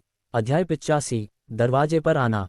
केवल हुशिन ने देखा कि 200 मीटर दूर एक छत पर एक बूढ़ा आदमी आत्मविश्वास से अपना सामान पैक कर रहा था और अपना निशाना साधने के बाद चला गया। वह बूढ़ा व्यक्ति वही था जो मोहित के साथ उस विशेष रेस्तरां में गया था। गोली चलने की आवाज सुनते ही शाइना के दिल में एक अजीब सी बेचैनी छा गई, मानो कोई आपदा आने वाली हो। जब वह असमंजस में थी, तभी हुशिन एक भूत की तरह उसके बगल में प्रकट हुआ और उसकी मुट्ठी ठीक उसी जगह रुक गई जहां उसका सिर था। जाने से पहले अपने लक्ष्य की पुष्टि करने के लिए पीछे मुड़े उस बूढ़े व्यक्ति ने यह दृश्य देखा और लगभग चिल्लाकर कहा, यह कैसे संभव है? अगले ही पल हुशिन ने गोली को बिजली की रफ्तार से, यहां तक कि जिस गति से इसे दागा गया था उससे भी तेज गति से, अत्यधिक बल के साथ वापस फेंक दिया। छी! गोली ठीक बूढ़े आदमी के दिल पर लगी और वह धड़ाम से जमीन पर गिर पड़ा। एमिली और अन्य लोगों ने भी ये दृश्य देखा। वे सभी बेहद हैरान थे। जब उन्होंने पहले मॉरिस के साथ काम किया था तब दूरी कम थी, इसलिए वे इसे मुश्किल से स्वीकार कर पाए थे। अब दूरी बहुत अधिक थी, फिर भी परिणाम वही था। एमिली ने हुशिन को देखा और सोचने लगी, क्या ऐसा हो सकता है कि मेरा पति सचमुच कोई ऐसा व्यक्ति हो जिसने जीन लॉक के तीसरे चरण को अनलॉक कर दिया हो? इसके बारे में सोचना ही भयावह था। हुशिन ने शाइना से पूछा, पत्नी, क्या तुम ठीक हो? शाइना आखिरकार होश में आए और कड़वी मुस्कान के साथ बोली, पतिदेव, शुक्र है आप यहाँ थे। उसने खुद को हुशिन की बाहों में झोंक दिया और उसे कसकर गले लगा लिया। जब तक आप ठीक हैं तब तक सब ठीक है। चलिए मेयुए खाड़ी की ओर चलते हैं। सभी लोग मन में डर लिए मेयुए खाड़ी पहुंचे। हुशिन और अन्य लोगों को आते देख विक्रेता उत्साहपूर्वक उनका स्वागत करने के लिए बाहर आ गए। विक्टोरिया ने आदरपूर्वक पूछा, श्रीमान हु, क्या आपको किसी चीज़ की ज़रूरत है? वे इतने बड़े ग्राहक को ज़रा भी नाराज करने की हिम्मत नहीं कर सकते थे। हुशिन ने कहा, मैं बस ये पूछने आई थी कि आपके प्रबंधक उस मामले को कैसे संभाल रहे हैं जिसे मैंने कल रात उनके लिए व्यवस्थित किया था। विक्टोरिया ने कहा, श्रीमान हु, कृपया थोड़ी देर आराम कीजिए। मैं अभी मैनेजर को फ़ोन करती हूँ। कुछ ही देर में मैनेजर मोलिन तेजी से चलकर आए और माफ़ी मांगते हुए बोले, श्रीमान हु, मुझे खेद है। मैंने कल रात अपने बॉस से बात की थी और उन्होंने कहा कि शेष संपत्तियां फिलहाल आपको बेची नहीं जा सकती। हुशिन ने भौहें चढ़ाकर पूछा, क्यों? मैनेजर मोलिन ने कड़वाहट से कहा, मालिक ने कारण नहीं बताया, बस इतना कहा कि अब ये बिक्री के लिए नहीं है। हुशिन ने कुछ देर सोचा और फिर कहा, मुझे आश्चर्य है कि क्या आपके पास आपके बॉस का फ़ोन नंबर है। मैं उनसे व्यक्तिगत रूप से पूछना चाहूंगी कि ऐसा क्यों है। मैनेजर मोलिन एक पल के लिए हिचकिचाए और बोले, ठीक है। नंबर मिलते ही हुशिन ने तुरंत उसे डायल कर दिया। फ़ोन काफ़ी देर तक बजता रहा लेकिन किसी ने जवाब नहीं दिया। ये सिलसिला तब तक जारी रहा जब तक कि यह स्वचालित रूप से डिस्कनेक्ट नहीं हो गया। हुशिन की भौहें और भी गहरी हो गईं। मैनेजर मोलिन ने थोड़ी चिंता जताते हुए कहा, श्रीमान हु, शायद हमारे बॉस किसी मीटिंग में हैं। आप थोड़ी देर बाद दोबारा कॉल करके देख सकते हैं। हुशिन मुस्कुराया और बोला, कोई बात नहीं। वह मुड़ा और चला गया। एमिली ने कहा, पतिदेव, मुझे संदेह है कि दूसरा पक्ष आपको जानता होगा और आपकी पहचान का पता चलने के बाद जानबूझकर आपको निशाना बना रहा है। हुशिन ने इस बारे में सोचा और कहा, अमेरिका में कुछ दिनों के प्रवास के दौरान मेरी किसी बड़े व्यक्ति से मुलाकात नहीं हुई है। अगर मुझे सच में कहना पड़े कि मैंने किसी को नाराज किया है तो सबसे प्रमुख व्यक्ति मोहित होंगे। वालिया ने कहा, तो फिर शायद वाकई में मोहित ही परेशानी खड़ी कर रहा है। आखिर अनकावेई कस्बे का सबसे अमीर आदमी होने के नाते उसका अभी भी कुछ प्रभाव है। हुशिन ने सिर हिलाकर कहा, चलो चलते हैं। पहले हम होटल वापस चलते हैं। वैसे भी इस मिशन की समय सीमा 12 घंटे थी, इसलिए कोई जल्दबाजी नहीं थी। इसलिए वे होटल लौट गए। हुशिन ने स्टीफन को कमरे में खींच लिया और सभी समझ गए कि वह क्या करने वाला है। वालिया ने एमिली और शायना से पूछे बिना नहीं रह सकी, क्या आपको लगता है कि पति का शरीर दिन रात इतनी व्यस्तता झेल पाएगा? शायना ने कहा, कौन जाने। वैसे भी वह बहुत काबिल है। सबसे अमीर आदमी के घर पर मोहित धैर्यपूर्वक बटले की खुशखबरी का इंतजार कर रहा था। उसने 2 घंटे इंतजार किया। तर्कसंगत रूप से उसे अब तक वापस आ जाना चाहिए था, लेकिन कोई नहीं लौटा था। मोहित को अचानक कुछ बुरा महसूस हुआ। उसने तुरंत अपने फ़ोन से बटलर से संपर्क करने की कोशिश की, लेकिन किसी ने जवाब नहीं दिया। धिक्कार है, मोहित ने गुस्से में कहा, उसे पहले से ही अंदाजा हो गया था कि बटलर के साथ कुछ हुआ होगा। कोई इधर आओ। मालिक, नौकर को ढूंढने के लिए लोगों को भेजिए। हाँ, होटल में। हुशिन ने अपना काम खत्म किया और मोहित के महल की ओर निकल पड़ा। उसने हवेली तक पहुंचने तक रास्ते के नज़ारों का आनंद लिया और सीधे हवेली की ओर चल पड़ा। एक गार्ड ने शान से चिल्लाते हुए कहा, यह एक निजी हवेली है। अनाधिकृत व्यक्तियों का यहाँ आना वर्जित है। उसने एक बंदूक भी निकाली और उसे हुशिन पर तान दिया। घबराओ मत, मैं बस तुम्हारे बॉस से बात करने आया हूँ। जाओ और उन्हें बता दो कि ड्रैगन कंट्री का एक आदमी तुम्हें ढूंढ रहा है। एक गार्ड ने देखा कि हुशिन अपने बॉस को जानता हुआ प्रतीत होता है, तो उसने कहा, यहीं रुको, मैं जाकर बॉस से पूछता हूँ। गार्ड ने बॉस को जितनी जल्दी हो सके ढूंढ लिया। मोहित को भयंकर क्रोध में फर्श पर चीजें तोड़ते हुए देखकर उसने सावधानी से कहा, मालिक, ड्रैगन कंट्री का एक युवक बाहर आपसे मिलने आया है। ड्रैगन कंट्री का एक युवक? उसका नाम क्या है? मोहित की प्रतिक्रिया बहुत तीव्र थी और वह कुछ घबराया हुआ भी लग रहा था। यह आपके अधीनस्थ ने नहीं पूछा, गार्ड ने घबराकर कहा। जाओ उसे बुलाओ, साथ ही सुरक्षा विभाग को सूचित करो कि सभी लोग यहाँ आएं। ठीक है। गार्ड ने पहले सुरक्षा विभाग को सूचित किया, फिर मुख्य द्वार पर लौटकर हुशिन से सावधानीपूर्वक कहा, हमारे बॉस ने आपको अंदर बुलाया है। इसके बाद वह हुशिन को स्वागत कक्ष में ले गया। अंदर जाते ही पता चला कि वह जगह किसी बड़े युद्ध के लिए पहले से ही तैयार थी। हुशिन मुस्कुराए और बोली, काफी शानदार प्रदर्शन। मोहित ने क्रोधित होकर कहा, तुमने मेरे बेटे को मार डाला और फिर भी मेरे महल में आने की हिम्मत करते हो। आज ही तुम्हारा अंतिम दिन है। उसके शब्दों के बाद दर्जनों गार्डों ने अपनी बंदूकें हुशिन की ओर तान दीं। ऐसे हालात में एक सामान्य व्यक्ति निश्चित रूप से मौत से नहीं बच पाएगा। हालांकि हुशिन बिल्कुल भी विचलित नहीं हुई और शांत भाव से बोली, मैं आपको सलाह देती हूं कि आप लापरवाही से काम न लें, अन्यथा आपके बेटे का भाग्य आपका ही होगा। मोहित बेहद गुस्से में थी। आखिरकार तुमने मान लिया कि तुमने मेरे बेटे को मारा है। अब देखते हैं कि तुम पुलिस को कैसे सफाई देते हो, मोहित ने रिकॉर्डिंग पेन पकड़े हुए कहा। हुशिन ने हल्की सी मुस्कान दी। क्या आपको लगता है कि अगर मेरा इरादा आपको, या यूं कहें कि आप में से किसी को भी जाने देने का होता तो मैं यहाँ आने की हिम्मत करता? सच कहूं तो अनकावेई कस्बे में तुम और तुम्हारे आकाओं का बर्ताव मुझे बहुत परेशान करता है। इससे मुझे बहुत दुख होता है। इसलिए बेहतर होगा कि तुम नीचे जाकर अपने बेटे से मिल लो। क्या? मोहित बेहद चिंतित हो गया क्योंकि उसे पता चल गया था कि ड्रैगन कंट्री का यह आदमी कुछ करने ही वाला है। लेकिन प्रतिक्रिया करने का समय मिलने से पहले ही हुशिन ने उसकी गर्दन पकड़ ली। ड्रैगन कंट्री के उस व्यक्ति के हाथ से आ रही ताकत को महसूस करते हुए उसने समझ लिया कि उसका जीवन और मृत्यु पूरी तरह से दूसरे पक्ष की इच्छा पर निर्भर है। सभी गार्डों ने एक साथ हुशिन की ओर अपने हथियार तान दिए। मोहित बेहद घबराया हुआ था और बड़ी मुश्किल से दहाड़ा, कोई भी जल्दबाजी वाला काम मत करो। तुम चाहे कितने भी शक्तिशाली क्यों ना हो जाओ, तुम गोलियों से तेज तो बिल्कुल नहीं हो सकते। तुम अभी जवान हो, अपनी जान मेरी जान के बदले कुर्बान करना उचित नहीं है। जीवन का सौदा सिर्फ उनके साथ, आप कुछ ज्यादा ही सोच रहे हैं। उसके हाथ की ताकत दिन ब दिन बढ़ती गई। अंततः मोहित अत्यधिक भयभीत हो गया। मुझे छोड़ दो, मुझे छोड़ दो, मैं वादा करता हूं कि अब मैं तुम्हारे लिए और मुश्किलें खड़ी नहीं करूंगा। अगर तुम एनकावेई शहर पर कब्जा करना चाहते हो तो मैं भी पूरी ताकत से तुम्हारी मदद करूंगा। हुशिन ने सिर हिलाया। माफ कीजिए, अब आपके पास कोई मौका नहीं है। अध्याय 86। क्या आप वाकई अवलोकन करना चाहते हैं? जब हुशिन ने हवेली छोड़ी तब तक वहां खून की नदी बह रही थी।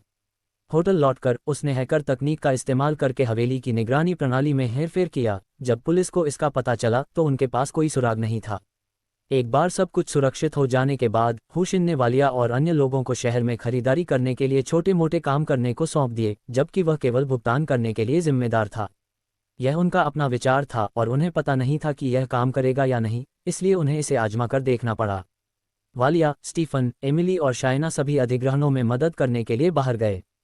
एक होटल मालिक के रूप में शायना अनुभवी थी और जानती थी कि अधिग्रहण को यथाशीघ्र कैसे पूरा किया जाए। सबसे पहले वह वालिया और अन्य लोगों को सावधानीपूर्वक मेकअप करवाने के लिए ले गई और उन सभी को बहुत धनी अभिजात वर्ग के लोगों की तरह दिखने के लिए कपड़े पहनाए। स्टीफन और वालिया ने अविश्वास से भरे चेहरों के साथ अपने नए स्वरूप को देखा। तभी सब लोग जल्दबाजी में खरीदारी शुरू करने के लिए अलग अलग हो गए। सभी को हुशिन के शब्द याद थे, पैसा मायने नहीं रखता था, वे बस पूरे शहर को हासिल करना और खरीद लेना चाहते थे। वे सभी जानते थे कि हुशिन अमीर है, इसलिए अधिग्रहण के दौरान वे पूरी तरह से आश्वस्त थे। कुछ ही देर में शायना का फोन आया। हेलो पतिदेव, मैंने यहाँ एक अपार्टमेंट के लिए बातचीत कर ली है। कीमत 35 लाख अमेरिकी डॉलर है। मैं आपको अभी खाते की जानकारी भेज दूंगी, बस पैसे ट्रांसफर कर दीजिए और सौदा हो जाएगा। हुशिन बेहद खुश थी। ठीक है। कुछ ही देर बाद उन्हें संदेश मिला और हुशिन ने तुरंत ऑनलाइन बैंकिंग में लॉगिन करके धनराशि हस्तांतरित कर दी। पासवर्ड डालते समय वह थोड़ा उत्साहित था, उसे चिंता थी कि वह इस तरह से पैसे खर्च नहीं कर पाएगा। जब तबादला वास्तव में सफल हो गया तो वह बेहद खुश हुआ। कुछ समय बाद ही शायना ने उसे खरीद अनुबंध के साथ एक संदेश भेजा। हुशिन और भी ज्यादा प्रसन्न हुआ और उसने जवाब दिया, लगे रहो पत्नी, तुमसे प्यार करता हूँ। कुछ देर बाद स्टीफन ने भी फोन किया। उसने एक छोटी सी किराना दुकान खरीद ली थी। हालांकि इसमें ज्यादा खर्च नहीं हुआ, लेकिन यह एक सफल शुरुआत थी। इसके बाद वालिया और एमिली से भी सफलता की खबर आई। लगभग 5 घंटे बीत गए। कस्बे में 4 महिलाओं द्वारा बेतहाशा खरीदारी करने की अफवाहें जंगल की आग की तरह फैल गईं और हर कोई उनकी खरीदारी की होड़ के उद्देश्य के बारे में अटकलें लगाने लगा। अंततः उन्होंने ये निष्कर्ष निकाला कि शहर में एक बहुत बड़ी परियोजना आने वाली थी, इसीलिए वे इस अवसर को हथियाने के लिए इतनी तेजी से खरीदारी कर रहे थे। इसी वजह से कस्बे में संपत्तियों की कीमतें लगातार दोगुनी होती रहीं। हुशिन को इसकी परवाह नहीं थी, वह सिर्फ पैसे खर्च करना चाहता था। डिंग, मेजबान को 12 घंटे के भीतर 500 मिलियन अमेरिकी डॉलर खर्च करने के लिए बधाई। इनाम 3 शक्तिवर्धक गोलियां। डिंग, नया कार्य, 12 घंटे के भीतर 1 बिलियन अमेरिकी डॉलर का खर्च पूरा करें। असफल होने पर दंड, लकवा। कार्य पूरा करने पर पुरस्कार, 3 शक्तिवर्धक गोलियां। सिस्टम, तीनों एनहेंसमेंट पिल्स खोलें। डिंग, 3 एनहेंसमेंट पिल खोलने के लिए होस्ट को बधाई। इनाम 300,000 एनहेंसमेंट पॉइंट्स। हालांकि अधिग्रहण पर खर्च अभी खत्म नहीं हुआ था। उन्हें भुगतान के लिए लगातार फोन आते रहे। अंततः लगभग 500 मिलियन और खर्च करने के बाद वालिया और बाकी सभी लोग वापस लौट आए। हुशिन ने उनका सहर्ष स्वागत किया। शायना ने असंतुष्ट भाव से कहा, पतिदेव, शहर के लोगों को लगता है कि कोई बड़ी परियोजना शुरू होने वाली है, इसलिए सभी उद्योगों की कीमतें आसमान छू रही हैं। हमारे अधिग्रहणों को बहुत नुकसान हो रहा है। शिन ने बेपरवाही से कहा, कोई बात नहीं, हमारे पास पैसों की कमी नहीं है। उसने मन ही मन सोचा, कीमत जितनी अधिक होगी, खर्च उतना ही तेजी से होगा और दक्षता उतनी ही अधिक होगी। एमिली को हुशिन के मन की बात समझ आ गई और उसने कहा, पतिदेव, अगर आप लंबे समय तक ये अधिग्रहण जारी रखना चाहते हैं तो मेरा सुझाव है कि इतनी ऊंची कीमतों पर खरीदारी न करें। अन्यथा इससे अमेरिकी अधिकारियों का ध्यान आकर्षित होगा। आखिरकार बढ़ती कीमतें मुद्रास्फीति का कारण बनेंगी और वित्तीय संकट को जन्म देंगी। इसके अलावा मेरे प्रिय पति, आप जितनी पूंजी निकाल रहे हैं वह बहुत ज़्यादा है। इससे अमेरिकी अधिकारियों का ध्यान भी आकर्षित होगा और वे आपके धन के स्रोत की जांच करेंगे। उसने मन ही मन सोचा, यूएसडी अमेरिका द्वारा जारी किया जाता है। यदि आप बहुत अधिक मात्रा में निकालते हैं तो यह अजीब होगा यदि अमेरिका को संदेह न हो। ये सुनकर हुशिन को अंदर ही अंदर पसीना आ गया। ये वाकई एक बड़ी समस्या थी। कुछ देर सोचने के बाद उन्होंने कहा, खैर, हमने शहर के अधिकांश महत्वपूर्ण उद्योगों को अधिग्रहित कर लिया है ना? ऐसे में इन सभी उद्योगों को बंद करवा दीजिए। लोगों की आवाजाही और खर्च के बिना यहाँ संपत्ति की कीमतें जल्द ही निचले स्तर पर आ जाएंगी। और अब हम एनकावेई शहर छोड़कर अगले स्थान पर अपनी अधिग्रहण प्रक्रिया जारी रखने के लिए रवाना होंगे। शाइना ने कहा, पतिदेव, मुझे नहीं लगता कि कारोबार बंद करना ज़रूरी है। हम कीमतों में पूरी तरह से बढ़ोतरी करके एक तरह से कारोबार को धीरे धीरे बंद करवा सकते हैं। इस तरह हमें अनुबंध तोड़ने के लिए कर्मचारियों को मुआवजा नहीं देना पड़ेगा। हुशिन ने सिर हिलाकर कहा, ठीक है, बस व्यवस्था कर दो। हम अगले पड़ाव के लिए रवाना होने की तैयारी कर रहे हैं। लगभग 2 घंटे बाद शाइना के सुझाव के बाद अधिग्रहित सभी उद्योगों की कीमतें बढ़ा दी गईं। इसी बीच वे हुशिन के पीछे पीछे कस्बे से बाहर निकल चुके थे। स्थानीय अधिकारियों को जल्द ही रिपोर्ट मिली और वे निरीक्षण और सुधार के लिए आए, लेकिन किसी ने भी उन पर ध्यान नहीं दिया। देर रात हुशिन और अन्य लोग फुलान महाद्वीप लौट आए। Noble manor, villa number 4। Housekeeper Judy ने उनका गर्मजोशी से स्वागत किया। एक रात आराम करने के बाद अगले दिन हुशिन ने शाइना और अन्य लोगों को इकट्ठा किया। शाइना, वालिया, स्टीफन, एमिली, मेरी 4 प्यारी पत्नियों, आप अगले कुछ दिनों में बहुत व्यस्त रहने वाली हैं। मैं चाहता हूं कि आप मुझे पूरे अमेरिका में जाकर उद्योग हासिल करने में मदद करें। वे चारों बेहद हैरान थे और उन्हें हुशिन के इरादे पर शक होने लगा। CIA की सदस्य होने के नाते एमिली सबसे संवेदनशील थी और वह पूछे बिना नहीं रह सकी, पतिदेव, आप सचमुच संयुक्त राज्य अमेरिका को खरीदना तो नहीं चाहते, है ना? जब बाकी लोगों ने ये सुना तो वे सब बेहद हैरान रह गए। क्या आप संयुक्त राज्य अमेरिका को खरीद लेंगे? क्या ये कुछ ज़्यादा ही अजीब नहीं था? तब उन्हें लगा कि यह बिल्कुल असंभव है। हुशिन मुस्कुराया और सिर हिलाया। पत्नी एमिली, तुम बिल्कुल सही हो।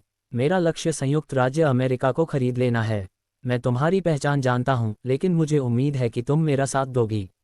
एमिली ने कड़वी मुस्कान के साथ कहा, पतिदेव, मुझे कहना पड़ेगा कि आप पागल हैं। क्या आपको पता है कि अमेरिका कितना शक्तिशाली है? एक बार जब उन्हें आपके लक्ष्य का पता चल जाएगा तो वे निश्चित रूप से आपको निशाना बनाएंगे। तब हम क्या करेंगे? बाकी सभी ने सहमति में सिर हिलाया। हुशिन मुस्कुराया, चिंता मत करो, मेरे पास विभिन्न खतरों से निपटने के अपने तरीके हैं। वैसे, क्या तुमने कभी द्वैत साधना नामक साधना तकनीक के बारे में सुना है? शाइना ने कहा, मुझे पता है। मैंने इसे मिथकों और कहानियों में देखा है। इसमें यान की पूर्ति के लिए यिन को तोड़ना या यिन की पूर्ति के लिए यान को तोड़ना आदि शामिल हो सकता है। ये काफी बुरा लगता है। हुशिन ने सिर हिलाया।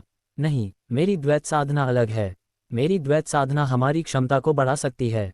दूसरे शब्दों में, साधारण लोगों से कहीं अधिक शक्ति प्राप्त करने के लिए आपको मेरे साथ केवल एक बार द्वैत साधना करनी होगी। ठीक है, मैं चाहे जितना भी बोलूं, तुम मेरी बात नहीं मानोगे। मेरे साथ चलो। वे चारों हुशिन के पीछे पीछे कमरे में चले गए। शिन ने पूछा, पहले कौन आएगा? वालिता और बाकी लोग यह नहीं जानते थे कि दोहरी साधना क्या होती है, इसलिए उनमें से कोई भी आगे नहीं आया। शाइना ने कहा, मैं ये करूंगी। हुशिन मुस्कुराए और दूसरों से कहा, तो फिर पत्नियों, कृपया आप लोग कृपया यहाँ से चली जाएं। एमिली ने कहा, हम ये देखना चाहते हैं कि द्वैत साधना क्या होती है। शाइना का चेहरा पल भर में लाल हो गया। हुशिन ने मुस्कुराते हुए कहा, क्या आप वाकई देखना चाहते हैं? अध्याय 87, वह कौन है? उन तीनों ने दृढ़ता से उत्तर दिया, हमें पूरा यकीन है, और वे सभी बड़ी बड़ी आंखों से देखने लगे। हुशिन ने मुस्कुराते हुए शाइना के कपड़े के बटन खोले और फिर स्टीफन और बाकी लोगों के चेहरे के भाव और भी ज्यादा भ्रमित हो गए। जब उन्हें अंततः पता चला कि द्वैत साधना क्या होती है तो वे बेहद शर्मिंदा हुए। पतिदेव, आप कितने बेशर्म हैं। वालिया ने उसे डांटने के बाद शर्मिंदा होकर वहां से चली गई। एमिली और स्टीफन ने भी ऐसा ही किया। हुशिन चिल्लाए, पत्नियों, दरवाजे पर प्रतीक्षा करो, थोड़ी देर में तुम्हारी बारी आएगी। उसी क्षण शाइना को अचानक अपने शरीर के भीतर गर्मी की एक लहर महसूस हुई जो बढ़ती ही गई। उसका शरीर वास्तव में मजबूत हो रहा था और उसकी आत्मा भी बेहतर होती जा रही थी। शाइना स्तब्ध रह गई और अंततः उसे समझ में आया कि दोहरी साधना हुशिन ने जिस बात का जिक्र किया वह गंभीर थी, वह उनसे बिल्कुल भी झूठ नहीं बोल रहा था। वह बेहद हैरान थी। क्या इस दुनिया में वास्तव में दोहरी साधना संभव है, और क्या ये वाकई किसी व्यक्ति की क्षमता को बढ़ा सकती है? उसे बेहद आराम महसूस हो रहा था, जिसके कारण वह बहुत जोर से चिल्लाए, जाओ पतिदेव, और जोर से, पतिदेव। बाहर वालिया और बाकी लोग आवाज़ें सुनकर शर्म से लाल हो गए। उन्होंने सोचा, कौन जानता था कि शाइना इस तरह की औरत है। 2 घंटे से अधिक समय तक चले इस संघर्ष का अंततः अंत हुआ। फिर भी संतुष्ट न होकर शाइना ने पूछा, पतिदेव, क्या ये सब बस यूं ही खत्म हो गया? हुशिन ने सिर हिलाया, इस बार के लिए बस इतना ही। 1 महीने बाद ही दोबारा संभव होगा। अब तुम जाओ और मेरी संपत्तियां खरीदने में मदद करो। जितनी ज्यादा हो उतना अच्छा। पैसों की चिंता मत करो। अगली बार जब तुम लौटोगे तब हम फिर से द्वैत साधना करेंगे। अपने शरीर में शक्ति का संचार होने की अनुभूति से शाइना को बहुत ताजगी महसूस हुई और वह अगली बार के लिए बेहद उत्सुक थी। साथ ही उसने अपने पति को अधिग्रहण में मदद करने और उसे निराश न करने का दृढ़ निश्चय कर लिया। मुख्य रूप से उसे अपने पति की नज़रों से गिर जाने का डर था। आखिरकार उसके पति के पास जिस चीज़ की कमी नहीं थी वह थी महिलाएं। ठीक है, जाओ और जो भी अगला व्यक्ति अंदर आने वाला है उसे बता दो। धन्यवाद पतिदेव। कपड़े पहनने और बाहर जाने से पहले उसने हुशिन को होठों पर चुंबन दिया। एमिली और बाकी सब ने तुरंत उसे घेर लिया और उत्सुकता से पूछा, सिस्टर शाइना, आप कैसा महसूस कर रही हैं? शाइना ने हल्की सी मुस्कान के साथ कहा, जब आप में से कोई एक अंदर जाकर इसे आजमाएगा तब आपको पता चल जाएगा। एमिली सीधे अंदर चली गई। CIA से होने के नाते उसने पहले भी इस तरह के अनुभव प्राप्त किए थे और वह स्पष्ट रूप से महसूस कर सकती थी कि शाइना पहले से अलग थी। 2 घंटे बाद एमिली उत्साह से भरी हुई बाहर निकली। वालिया और स्टीफन दोनों इकट्ठा हो गए। एमिली, कैसा रहा? एमिली का चेहरा लाल हो गया था और उसने उत्साह से कहा, जाओ, पतिदेव तुम्हारे साथ बुरा बर्ताव नहीं करेंगे। मुझे अब पतिदेव को संपत्तियां खरीदने में मदद करनी है, इसलिए मैं पहले जा रही हूँ। शाइना की तरह एमिली ने भी मिठास का स्वाद चखने के बाद अपनी पिछली पहचान को पूरी तरह से त्याग दिया और पूरे दिल से हुशिन का अनुसरण करने का फैसला किया।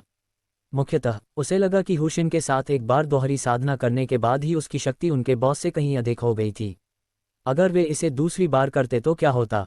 इसलिए वह दूसरे द्वैत साधना सत्र के आगमन का बेसब्री से इंतजार कर रही थी। अगली बारी वालिया की थी। 2 घंटे से अधिक समय बीतने के बाद वालिया के भी वही भाव और विचार थे जो शाइना और अन्य लोगों के थे। संक्षेप में, वह हुशिन के प्रति समर्पित थी। स्टीफन ने उसे पकड़ लिया और पूछा, वालिया, मुझे बताओ, असल में स्थिति क्या है? क्योंकि वे सबसे अच्छे दोस्त थे, वालिया ने कहा, क्या तुम्हें ये दीवार दिख रही है? स्टीफन ने भौहें चढ़ाकर सिर हिलाया। अगले ही पल, धड़ाम, वालिया ने दीवार पर मुक्का मारा। स्टीफन स्तब्ध रह गया, क्योंकि वालिया ने उस सख्त दीवार पर मुट्ठी का निशान बना दिया था। वालिया ने कहा, यह शक्ति मैंने अपने पति के साथ द्वैत साधना करके प्राप्त की है। ठीक है, जल्दी करो और अंदर जाओ। वालिया बोलने के बाद चली गई। स्टीफन बेहद हैरान रह गया, फिर उसने प्रतिक्रिया दी और कमरे में दौड़कर चली गई।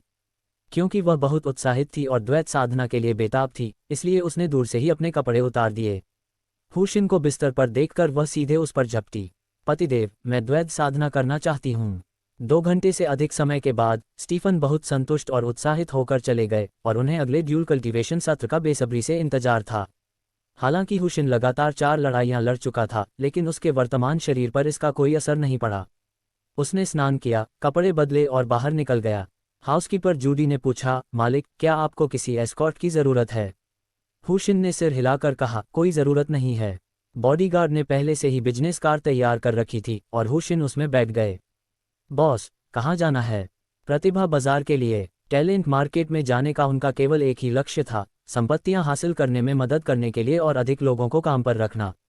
अन्यथा केवल अपने दम पर निर्भर रहते हुए उसे यह नहीं पता था कि कार्य को पूरा करने में कितना समय लगेगा। कार्य समय देखकर पता चला कि केवल 1.5 घंटा ही बचा था। हुशिन थोड़ा चिंतित था। शेष 300 मिलियन से अधिक की राशि इसी समय में खर्च करनी होगी। कर्मचारियों के वेतन का भुगतान करना निस्संदेह सबसे अच्छा तरीका था। वह जल्द ही टैलेंट मार्केट पहुंच गया।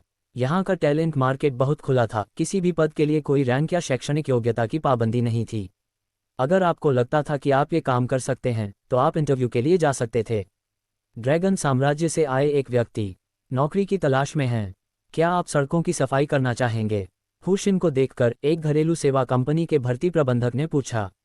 हुशिन ने उसकी ओर एक नज़र डाली। उसके पास ऐसी बेकार की चीज़ों पर समय बर्बाद करने का समय नहीं था।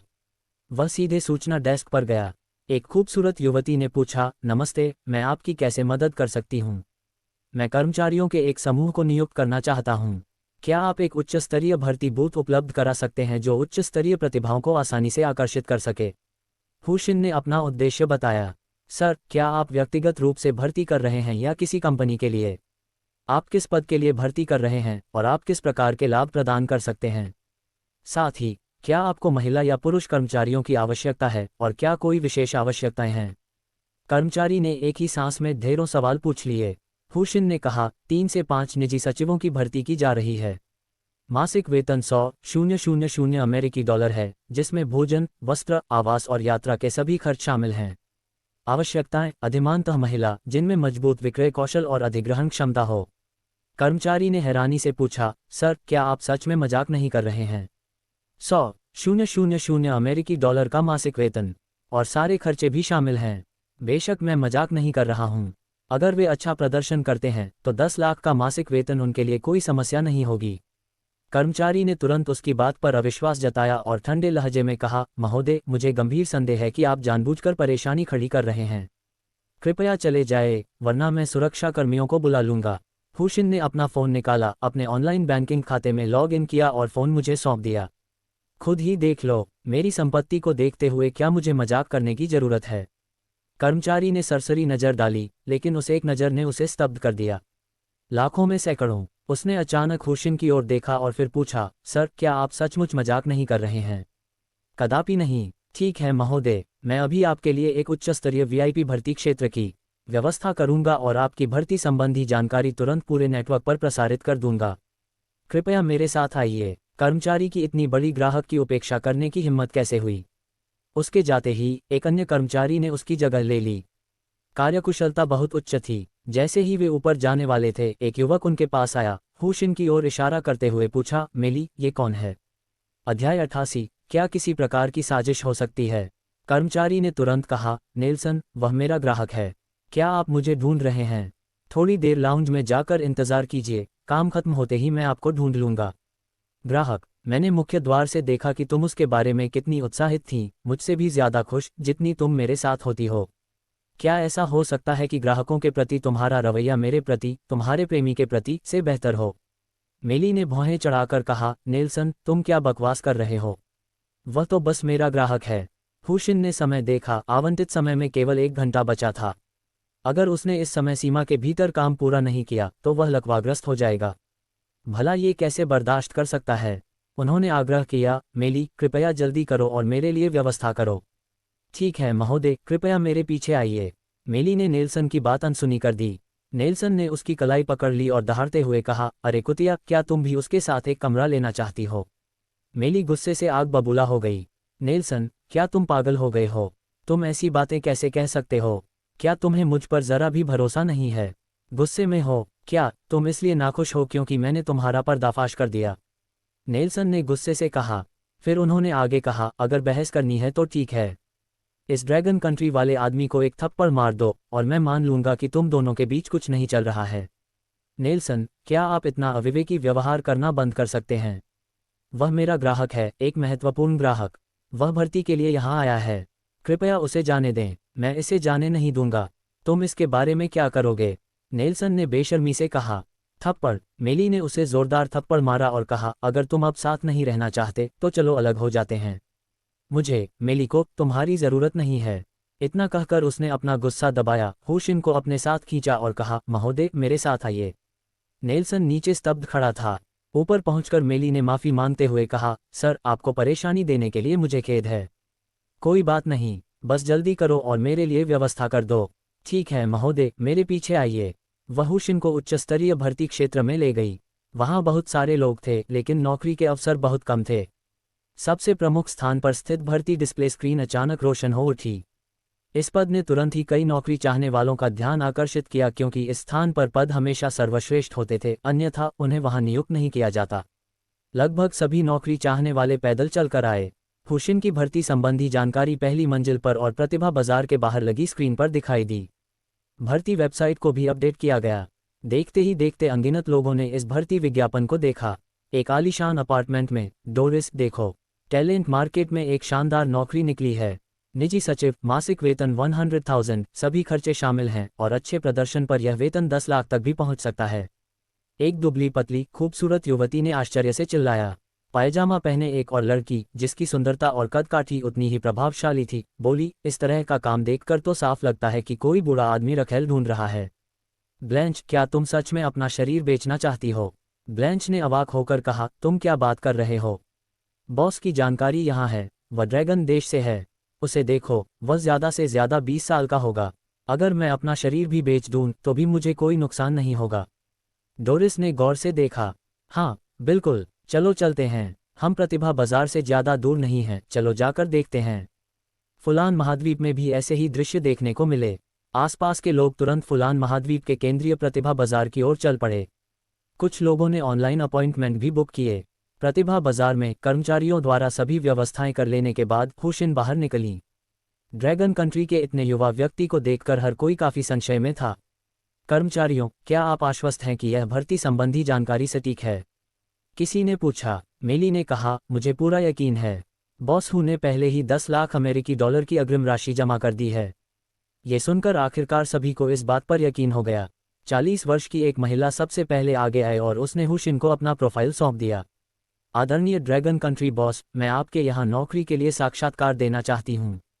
हुशिन ने उसे देखा। 40 वर्ष की आयु होने के बावजूद वह सुसंगठित और आकर्षक कद-काठी की थी। उसमें अब भी वही आकर्षण बरकरार था। वह डेट ढूंढने नहीं आया था, इसलिए उसे उसकी उम्र से कोई फर्क नहीं पड़ा। उसने प्रोफाइल खोली और पढ़ना शुरू किया। सोफिया, मैंने आपकी प्रोफाइल देखी है। आपने एक प्रतिष्ठित विश्वविद्यालय से स्नातक की उपाधि प्राप्त की है और एक कंपनी में कार्यकारी के रूप में उत्कृष्ट प्रदर्शन किया है। मैं आपको बताना चाहता हूं कि मेरी सचिव का काम अधिग्रहण से संबंधित है, कोई निश्चित लक्ष्य नहीं, बस जो भी हासिल किया जा सकता है उसे हासिल करना। क्या आप ये काम संभाल सकती हैं? सोफिया ने तुरंत आश्वासन दिया, मैं कर सकती हूँ। मैं संवाद करने में बहुत अच्छी हूँ, अधिग्रहण में मुझे बिल्कुल भी कोई समस्या नहीं होगी। फिर एक और सवाल, क्या आप व्यावसायिक यात्राओं को संभाल सकते हैं? क्योंकि मेरे अधिग्रहण पूरे देश में होंगे। कोई दिक्कत नहीं, अगर वेतन सही हो तो मैं दुनिया में कहीं भी जा सकती हूँ। सोफिया इस नौकरी के लिए बहुत उत्सुक लग रही थी। एक आखिरी सवाल, सुश्री सोफिया, आपके पहनावे और स्वभाव को देखकर ऐसा नहीं लगता कि आप किसी साधारण परिवार से हैं। आप नौकरी क्यों ढूंढ रही हैं? और क्या आप ये काम लंबे समय तक कर सकती हैं? मेरे धनी पति ने मुझे छोड़ दिया है और मैं दयनीय जीवन नहीं जीना चाहती। अगर संभव हो तो सबसे पहले मैं अपने धनी पति के उद्योग हासिल करना चाहती हूँ। जहाँ तक नौकरी की बात है, जब तक लाभ अच्छे हैं, मुझे कोई शिकायत नहीं होगी। ठीक है, तो आपकी नौकरी पक्की है। मासिक वेतन 200,000 है।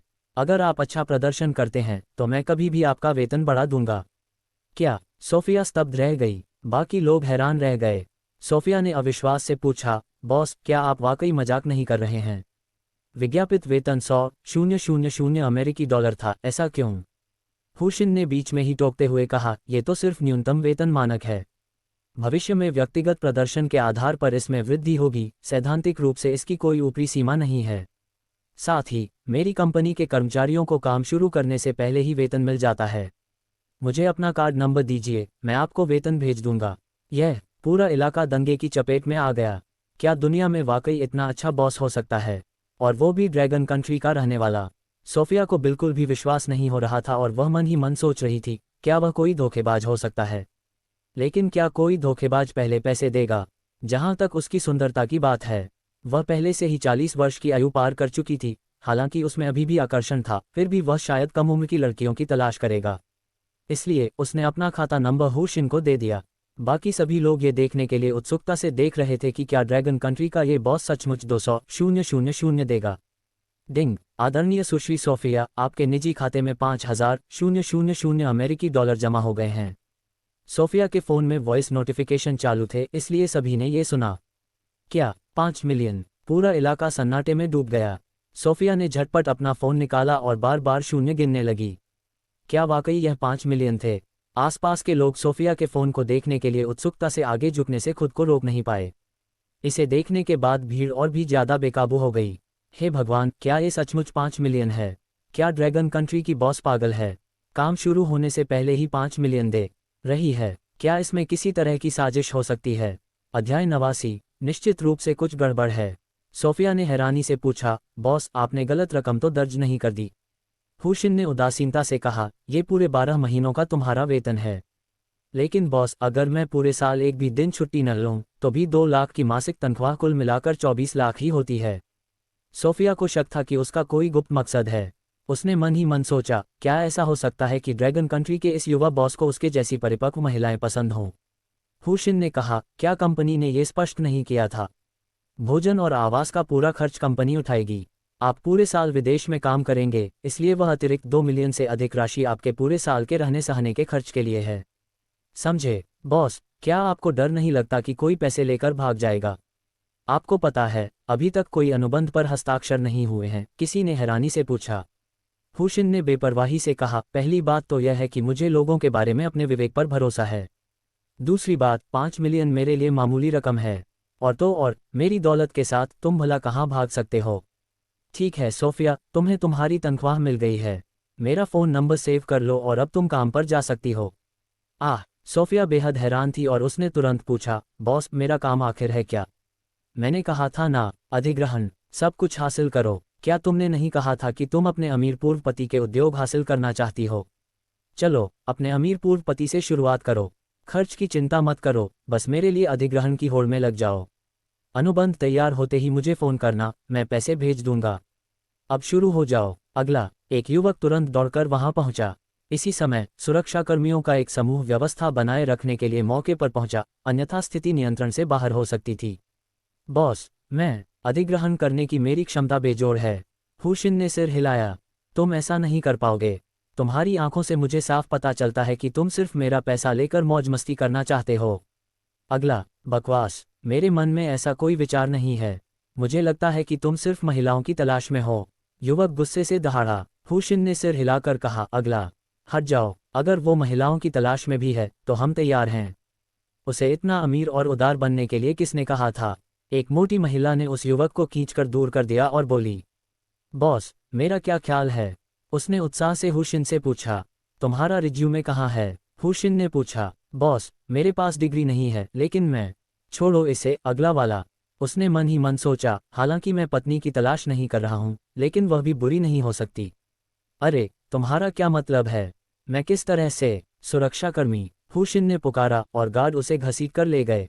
हुशिन ने बगल में खड़ी मेली से कहा, थोड़ी देर में यहाँ के हर सुरक्षा गार्ड को $10,000 का बोनस मिलेगा। तुम्हारे लिए भी यही बात लागू होती है? धन्यवाद बॉस। धन्यवाद बॉस। मेली और सुरक्षा गार्ड सभी बेहद खुश थे। तभी हुशिन के फ़ोन की घंटी बजी। शाइना का फ़ोन था। पतिदेव, मैंने 180 मिलियन में एक मॉल खरीदा है। मैंने आपको कार्ड नंबर भेज दिया है, जल्दी से पैसे ट्रांसफ़र कर दीजिए। ठीक है पत्नी, आपकी मेहनत के लिए धन्यवाद। हुशिन ने उत्साह से पैसे ट्रांसफ़र कर दिए। केवल आधा घंटा बचा था और उसके पास अभी भी 100 मिलियन से अधिक थे। उसे ये सब जल्द से जल्द खर्च करना था। मेली, क्या तुम्हारा बॉस यहाँ है? हुशिन ने पूछा। मैं ही मालिक हूँ। एक बूढ़ा आदमी बाहर चला गया। हुशिन की आंखें चमक उठीं। बॉस, आपका यहाँ होना अच्छा है। मैं आपके प्रतिभाशाली ग्राहकों को अपने साथ जोड़ना चाहता हूँ। मुझे कीमत बताइए। मौके पर मौजूद साक्षात्कारकर्ता अवाक रह गए। आप लोग यहाँ लोगों की भर्ती करने आए हैं, है ना? क्या आप विचलित नहीं हो सकते? बूढ़े आदमी ने मुस्कुराते हुए कहा, जरूर। आप कितना देने की सोच रहे हैं? 138.7 मिलियन। कैसा रहेगा ये? क्या? बॉस का मुंह हैरानी से खुला रह गया। बाकी लोग भी बेहद हैरान थे। क्या उसके पास इतना पैसा है कि उसे खर्च करने के लिए कोई जगह ही नहीं है? 130 मिलियन से अधिक की रकम से दर्जनों प्रतिभा बाजार खरीदे जा सकते हैं। ड्रैगन कंट्री के बॉस, क्या आप वाकई मजाक नहीं कर रहे हैं? प्रतिभा बाजार के बॉस ने होश में आने के बाद भारी सांस लेते हुए पूछा। हुशिन मुस्कुराए और बोली, हम अभी धनराशि हस्तांतरित करके व्यापार शुरू कर सकते हैं। बॉस एक बार फिर हैरान रह गया, फिर उसने अपनी सेक्रेटरी को घूर कर देखा। सचिव ने तुरंत खाते की जानकारी निकाली और हुशिन को सौंप दी। महोदय, कृपया पैसे भेज दीजिए। जैसे ही पैसे आ जाएंगे, मैं तुरंत जाकर आपके लिए अनुबंध तैयार कर दूंगा। सचिव के लहजे से यह स्पष्ट था कि बूढ़े व्यक्ति के साथ उसका रिश्ता किसी भी तरह से सामान्य नहीं था। हुशिन ने बिना किसी झिझक के तुरंत पैसे ट्रांसफर कर दिए। क्या उसने सचमुच इसे स्थानांतरित किया? ये दृश्य बेहद भयावह था। जब सचिव चलकर बॉस के पास गई और उसने तबादले का रिकॉर्ड दिखाया तो उसकी सांसें तेज हो गईं। बॉस काफी देर तक चुप रहा, फिर गुस्से से बोला, जाओ उसके लिए अनुबंध तैयार करो। अब से प्रतिभा बाजार पर ड्रैगन कंट्री के इस बॉस का ही राज है। हुशिन ने कहा, जल्दी करो, मुझे सुस्त लोग पसंद नहीं हैं। फिर उन्होंने कतार में खड़े आवेदकों की ओर देखा और कहा, हालांकि मैं जिस पद के लिए भर्ती कर रहा हूं, उसके लिए बहुत अधिक योग्यताएं नहीं हैं, लेकिन आखिरकार यह मेरे निजी सचिव का पद है। आपको आकर्षक दिखना और अच्छी कदकाठी का होना जरूरी है। कृपया मुझे माफ़ करें, लेकिन आकर्षक कदकाठी वाली महिलाएं कृपया साक्षात्कार के लिए कतार में लग जाएं। महिलाओं को प्राथमिकता धिक्कार है, और उसने कहा था कि वह रखेल नहीं ढूंढ रहा है। उसकी योजनाएं बहुत गहरी हैं। बिल्कुल सही। उनके सचिवों के रूप में भर्ती किए गए लोगों को निश्चित रूप से उनके लिए विशेष सेवाएं प्रदान करनी होंगी। लड़कियों, आपको खुद का सम्मान करना होगा, ऐसा मत करो। चुप रहो। यह एकमुश्त 5 मिलियन की वार्षिक तनख्वाह के बराबर है। मैं तो उसका बिस्तर भी गर्म करने को तैयार हूं, लेकिन बदकिस्मती से मैं दिखने में उतनी अच्छी नहीं हूं। मैं भी। मुझे इस बात से नफरत है कि मैं बदसूरत पैदा हुई। वहां अफरा तफरी मच गई। डोरिस, क्या कहते हो? क्या तुम इसे आजमाना चाहोगी? ब्लैंच ने पूछा। डोरिस ने आंखें घुमाईं और कहा, अगर तुम जाना चाहते हो तो जाओ। मुझे क्यों घसीट रहे हो? क्या हम पक्के दोस्त नहीं हैं? चलो साथ चलते हैं। सब लोग रास्ता बनाओ। ब्लैंच डोरिस को भीड़ के बीच से खींच कर लाए और हुशिन के सामने पहुंची।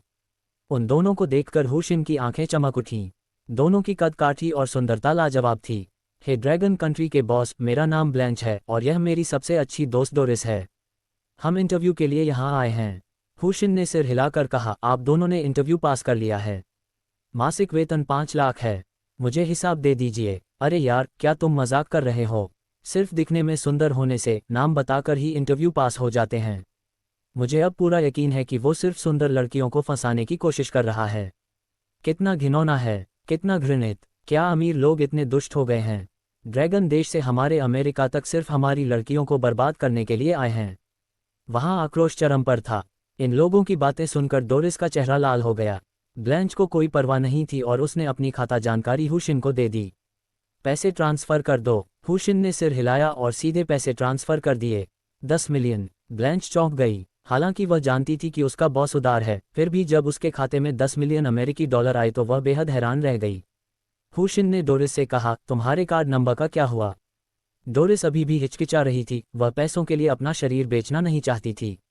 ब्लैंच ने कहा, डोरिस, जल्दी करो, ये 10 मिलियन है। उसने आगमन की सूचना वाला अपना फ़ोन डोरिस की आंखों के सामने रखा। उस वास्तविक 10 मिलियन को देखकर डोरिस का बचाव भी ध्वस्त हो गया और उसने अपना खाता नंबर निकाल लिया। अध्याय 90। फुलान महाद्वीप की सर्वोपरि सुंदरता। हुशिन द्वारा पैसे हस्तांतरित करने के बाद उसने कहा, मैं देख सकता हूं कि तुम दोनों बहुत अच्छे दोस्त हो, लेकिन चूंकि अब तुम मेरे लिए काम कर रहे हो, इसलिए मैं चाहता हूं कि तुम अलग हो जाओ। पूरे अमेरिका में जाओ और मेरे लिए सब कुछ हासिल करो। जब तक तुम सौदेबाजी में सक्षम हो, सब कुछ हासिल कर लो। समझे? बॉस, भले ही इसकी कीमत सैकड़ों अरब हो, क्या आप इसे हासिल कर सकते हैं?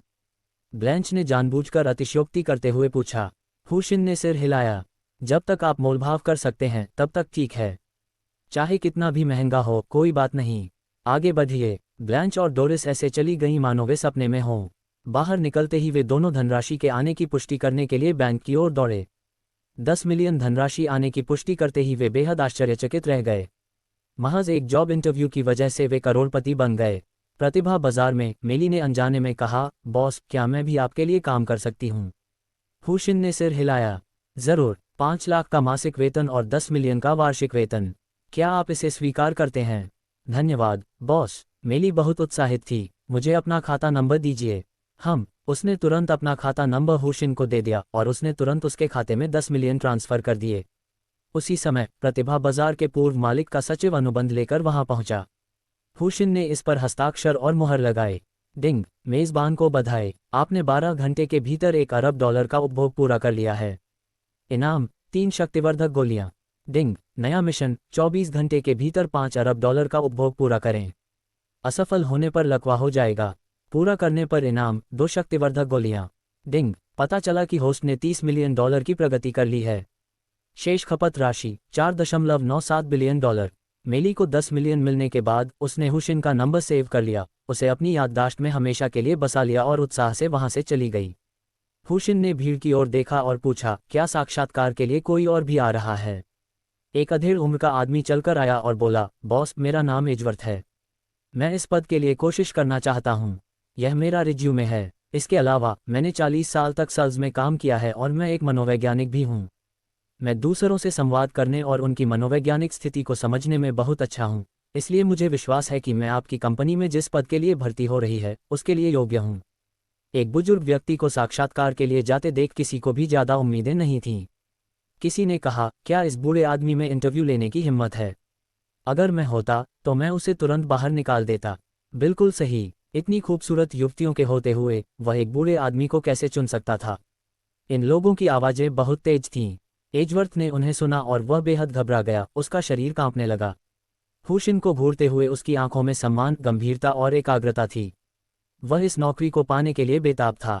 हुशिन ने सिर हिलाकर कहा, बुरा नहीं है। मासिक वेतन $1,00,000, सभी खर्चे शामिल हैं। मुझे उम्मीद है कि आप अच्छा प्रदर्शन करेंगे।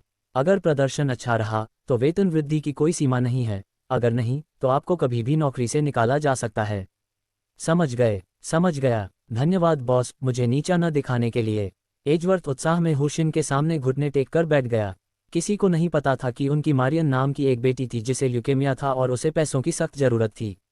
हुशिन द्वारा उसे काम पर रखना अपनी बेटी को जीवनरक्षक धनराशि देने के बराबर था। अरे बाप रे, क्या तुम मजाक कर रहे हो? इस बूढ़े आदमी ने सच में इंटरव्यू पास कर लिया। क्या मुझे भ्रम हो रहा है या मेरे कानों में कुछ गड़बड़ है? ये बूढ़ा आदमी इंटरव्यू कैसे पास कर सकता है? पूरा इलाका दंगे की चपेट में आ गया। बहुत से लोग बेहद ईर्ष्यालु थे और कुछ लोग बेचैन होने लगे थे, यह उम्मीद करते हुए कि काश वे भी इस बूढ़े व्यक्ति की तरह भाग्यशाली हो पाते। हुशिन ने कहा, इसकी कोई ज़रूरत नहीं है। तुम मेरे लिए काम करते हो और मेरा पैसा लेते हो, बस अपना काम अच्छे से करो। इस तरह खुद को नीचा दिखाने की कोई ज़रूरत नहीं है। मुझे अपना खाता नंबर दो। धन्यवाद बॉस। एजवर्थ ने उन्हें फिर से धन्यवाद दिया और अपना खाता नंबर निकाला। हुशिन ने तुरंत उसे $3 मिलियन हस्तांतरित कर दिए। बॉस, 3 मिलियन, ये वही है। वेतन के अलावा बाकी पैसा आपके रहने सहने के खर्चों के लिए है। धन्यवाद बॉस, मैं पूरी मेहनत करूंगा। एजवर्थ बहुत खुश और बेहद आभारी था। इस पैसे से उसकी बेटी के भविष्य की उम्मीद जगी थी। अरे बाप रे, 1,00,000 के न्यूनतम मासिक वेतन के साथ वह एक साल में 3 मिलियन कमा सकता है। घटनास्थल पर मौजूद लोग ईर्ष्या से पागल हो गए थे। बॉस, मेरी तरफ देखो। बॉस, मेरी तरफ देखो। अंगरक्षक उन्हें रोकने में लगभग असमर्थ थे। तभी एक स्पष्ट और सुरीली आवाज़ सुनाई दी, सभी लोग कृपया रास्ता दें। सबने उधर देखा। हुशिन ने भी उत्सुकता से उधर देखा तो उसे एक लड़की दिखाई दी जो स्वर्गीय कमर के समान सुंदर थी और भीड़ की निगाहों के बीच से धीरे धीरे गुजर रही थी। किसी ने हैरानी से कहा, हे भगवान, ये तो फुलान महाद्वीप की सबसे खूबसूरत लड़की निडिया है। वह भी यहाँ क्यों है? निडिया के धीरे धीरे हुशिन की ओर बढ़ने पर दोनों ओर की भीड़ को अंगरक्षकों ने पीछे धकेल दिया। फोटो खींचना मना है। किसी ने अपने फ़ोन से चुपके से फोटो खींचने की कोशिश की, लेकिन बॉडीगार्ड ने उसे जमकर डांट लगाए। निडिया आकर हुशिन के सामने बैठ गई और मुस्कुराते हुए पूछा, मुझे आश्चर्य है कि अगर मैं आपकी निजी सचिव बनने के लिए आवेदन करूं तो मुझे क्या लाभ होंगे? हुशिन भी निडिया की खूबसूरती देखकर दंग रह गई। वह सचमुच बहुत खूबसूरत थी। ऐसी खूबसूरती किसी को भी मोहित कर सकती है, चाहे वह किसी भी जाति या नस्ल का हो। होश में आते हुए उन्होंने कहा, क्या आप वाकई मेरे निजी सचिव बनने के लिए आवेदन करना चाहती हैं? निडिया मुस्कुराई और बोली, अगर आपको कोई आपत्ति न हो तो मैं भी आपकी पत्नी बनने के लिए आवेदन कर सकती हूँ। क्या? हुशिन हक्का बक्का रह गया। पूरा दर्शक वर्ग स्तब्ध रह गया। फिर उन्हें बेहद दुख हुआ। उनकी परी निडिया एक ड्रैगन कंट्री मैन के पीछे पड़ी थी। क्या ये पैसों की वजह से था? लेकिन क्या निडिया के पास पैसों की कमी थी? जाहिर है नहीं। तो फिर वह इस ड्रैगन कंट्री मैन के पीछे इतनी सक्रियता से क्यों पड़ी थी? हुशिन ने खुद को संभाला और पूछा, क्या आप सच कह रहे हैं? निडिया ने एक ऐसी मनमोहक मुस्कान दी जो शहरों को भी हिला सकती थी। क्या आपको लगता है कि मेरे पास मजाक करने का कोई कारण है? हुशिन हंस पड़ा। एक छलांग लगाकर वह भर्ती कार्यालय के परिसर से बाहर निकला और निडिया के सामने जा पहुंचा। मासिक वेतन 100 मिलियन, वार्षिक वेतन की कोई ऊपरी सीमा नहीं। जो कुछ भी खरीदना चाहो बस मुझे बता दो। जब कुछ करने को ना हो तो बस मेरे साथ रहना। यही काम है। अच्छा, क्या तुम संतुष्ट हो? अपने ठीक सामने खड़े हुशिन को देखकर निडिया की आंखों में घृणा की एक झलक दिखाई दी। उसने खुद हुशिन से संपर्क किया था और उसकी पत्नी बनने की पहल की थी। स्वाभाविक रूप से ड्रैगन कंट्री के इस व्यक्ति के लिए यह पहली नज़र का प्यार नहीं था। बेशक, उसने मना नहीं किया। उसने अपना खाता नंबर निकाला और कहा, पैसे ट्रांसफ़र कर दीजिए। निडिया की हर हरकत पर हुशिन की नज़र थी। उसने मन ही मन सोचा, तुम्हारी चाहे जो भी योजना हो, जैसे ही तुम मेरे करीब आ जाओगी, मेरे चंगुल से भागने के बारे में सोचना भी मत। उन्होंने मौके पर ही $1 अरब हस्तांतरित कर दिए। निडिया ने प्राप्त राशि को देखा और एक पल के लिए दंग रह गई। फिर उसने कहा, आप वाकई बहुत उदार हैं। 1 अरब, और आपने बिना पलक झपकाए मुझे भेज दिए। हुशिन ने मुस्कुराते हुए कहा, आखिरकार तुम मेरी अपनी हो। पैसा मायने नहीं रखता जब तक तुम खुश हो। बोलते बोलते उसने निदिया के चेहरे को सहलाने के लिए हाथ बढ़ाया। निदिया खड़ी हुई और 2 कदम पीछे हटते हुए बोली, इतनी जल्दी मत करो, आज रात बहुत समय है। हुशिन हंस पड़ी, तुम सही कह रहे हो। तभी एक अंगरक्षक घबरा कर दौड़ता हुआ आया, हुशिन के पास पहुंचा और बोला, मालिक, आपकी कर्मचारी मेली को एक युवक ने पीटा है और उसका बैंक कार्ड चोरी हो गया है। दोस्तों, आज की कहानी यहीं समाप्त होती है, लेकिन इसके एहसास आपके दिल में अभी बाकी रहेंगे। अगर यह कहानी आपको पसंद आई हो तो इसे लाइक ज़रूर करें और अपनी राय कमेंट्स में हमारे साथ साझा करें। ऐसी ही और रोमांचक, भावनात्मक और दिल को छू लेने वाली कहानियों के लिए चैनल को सब्सक्राइब करना न भूलें। अगली अध्याय में फिर मुलाकात होगी, एक नए किरदार, एक नई दास्तान और एक नए एहसास के साथ। तब तक के लिए ख्याल रखिए और कहानियों से जुड़े रहिए।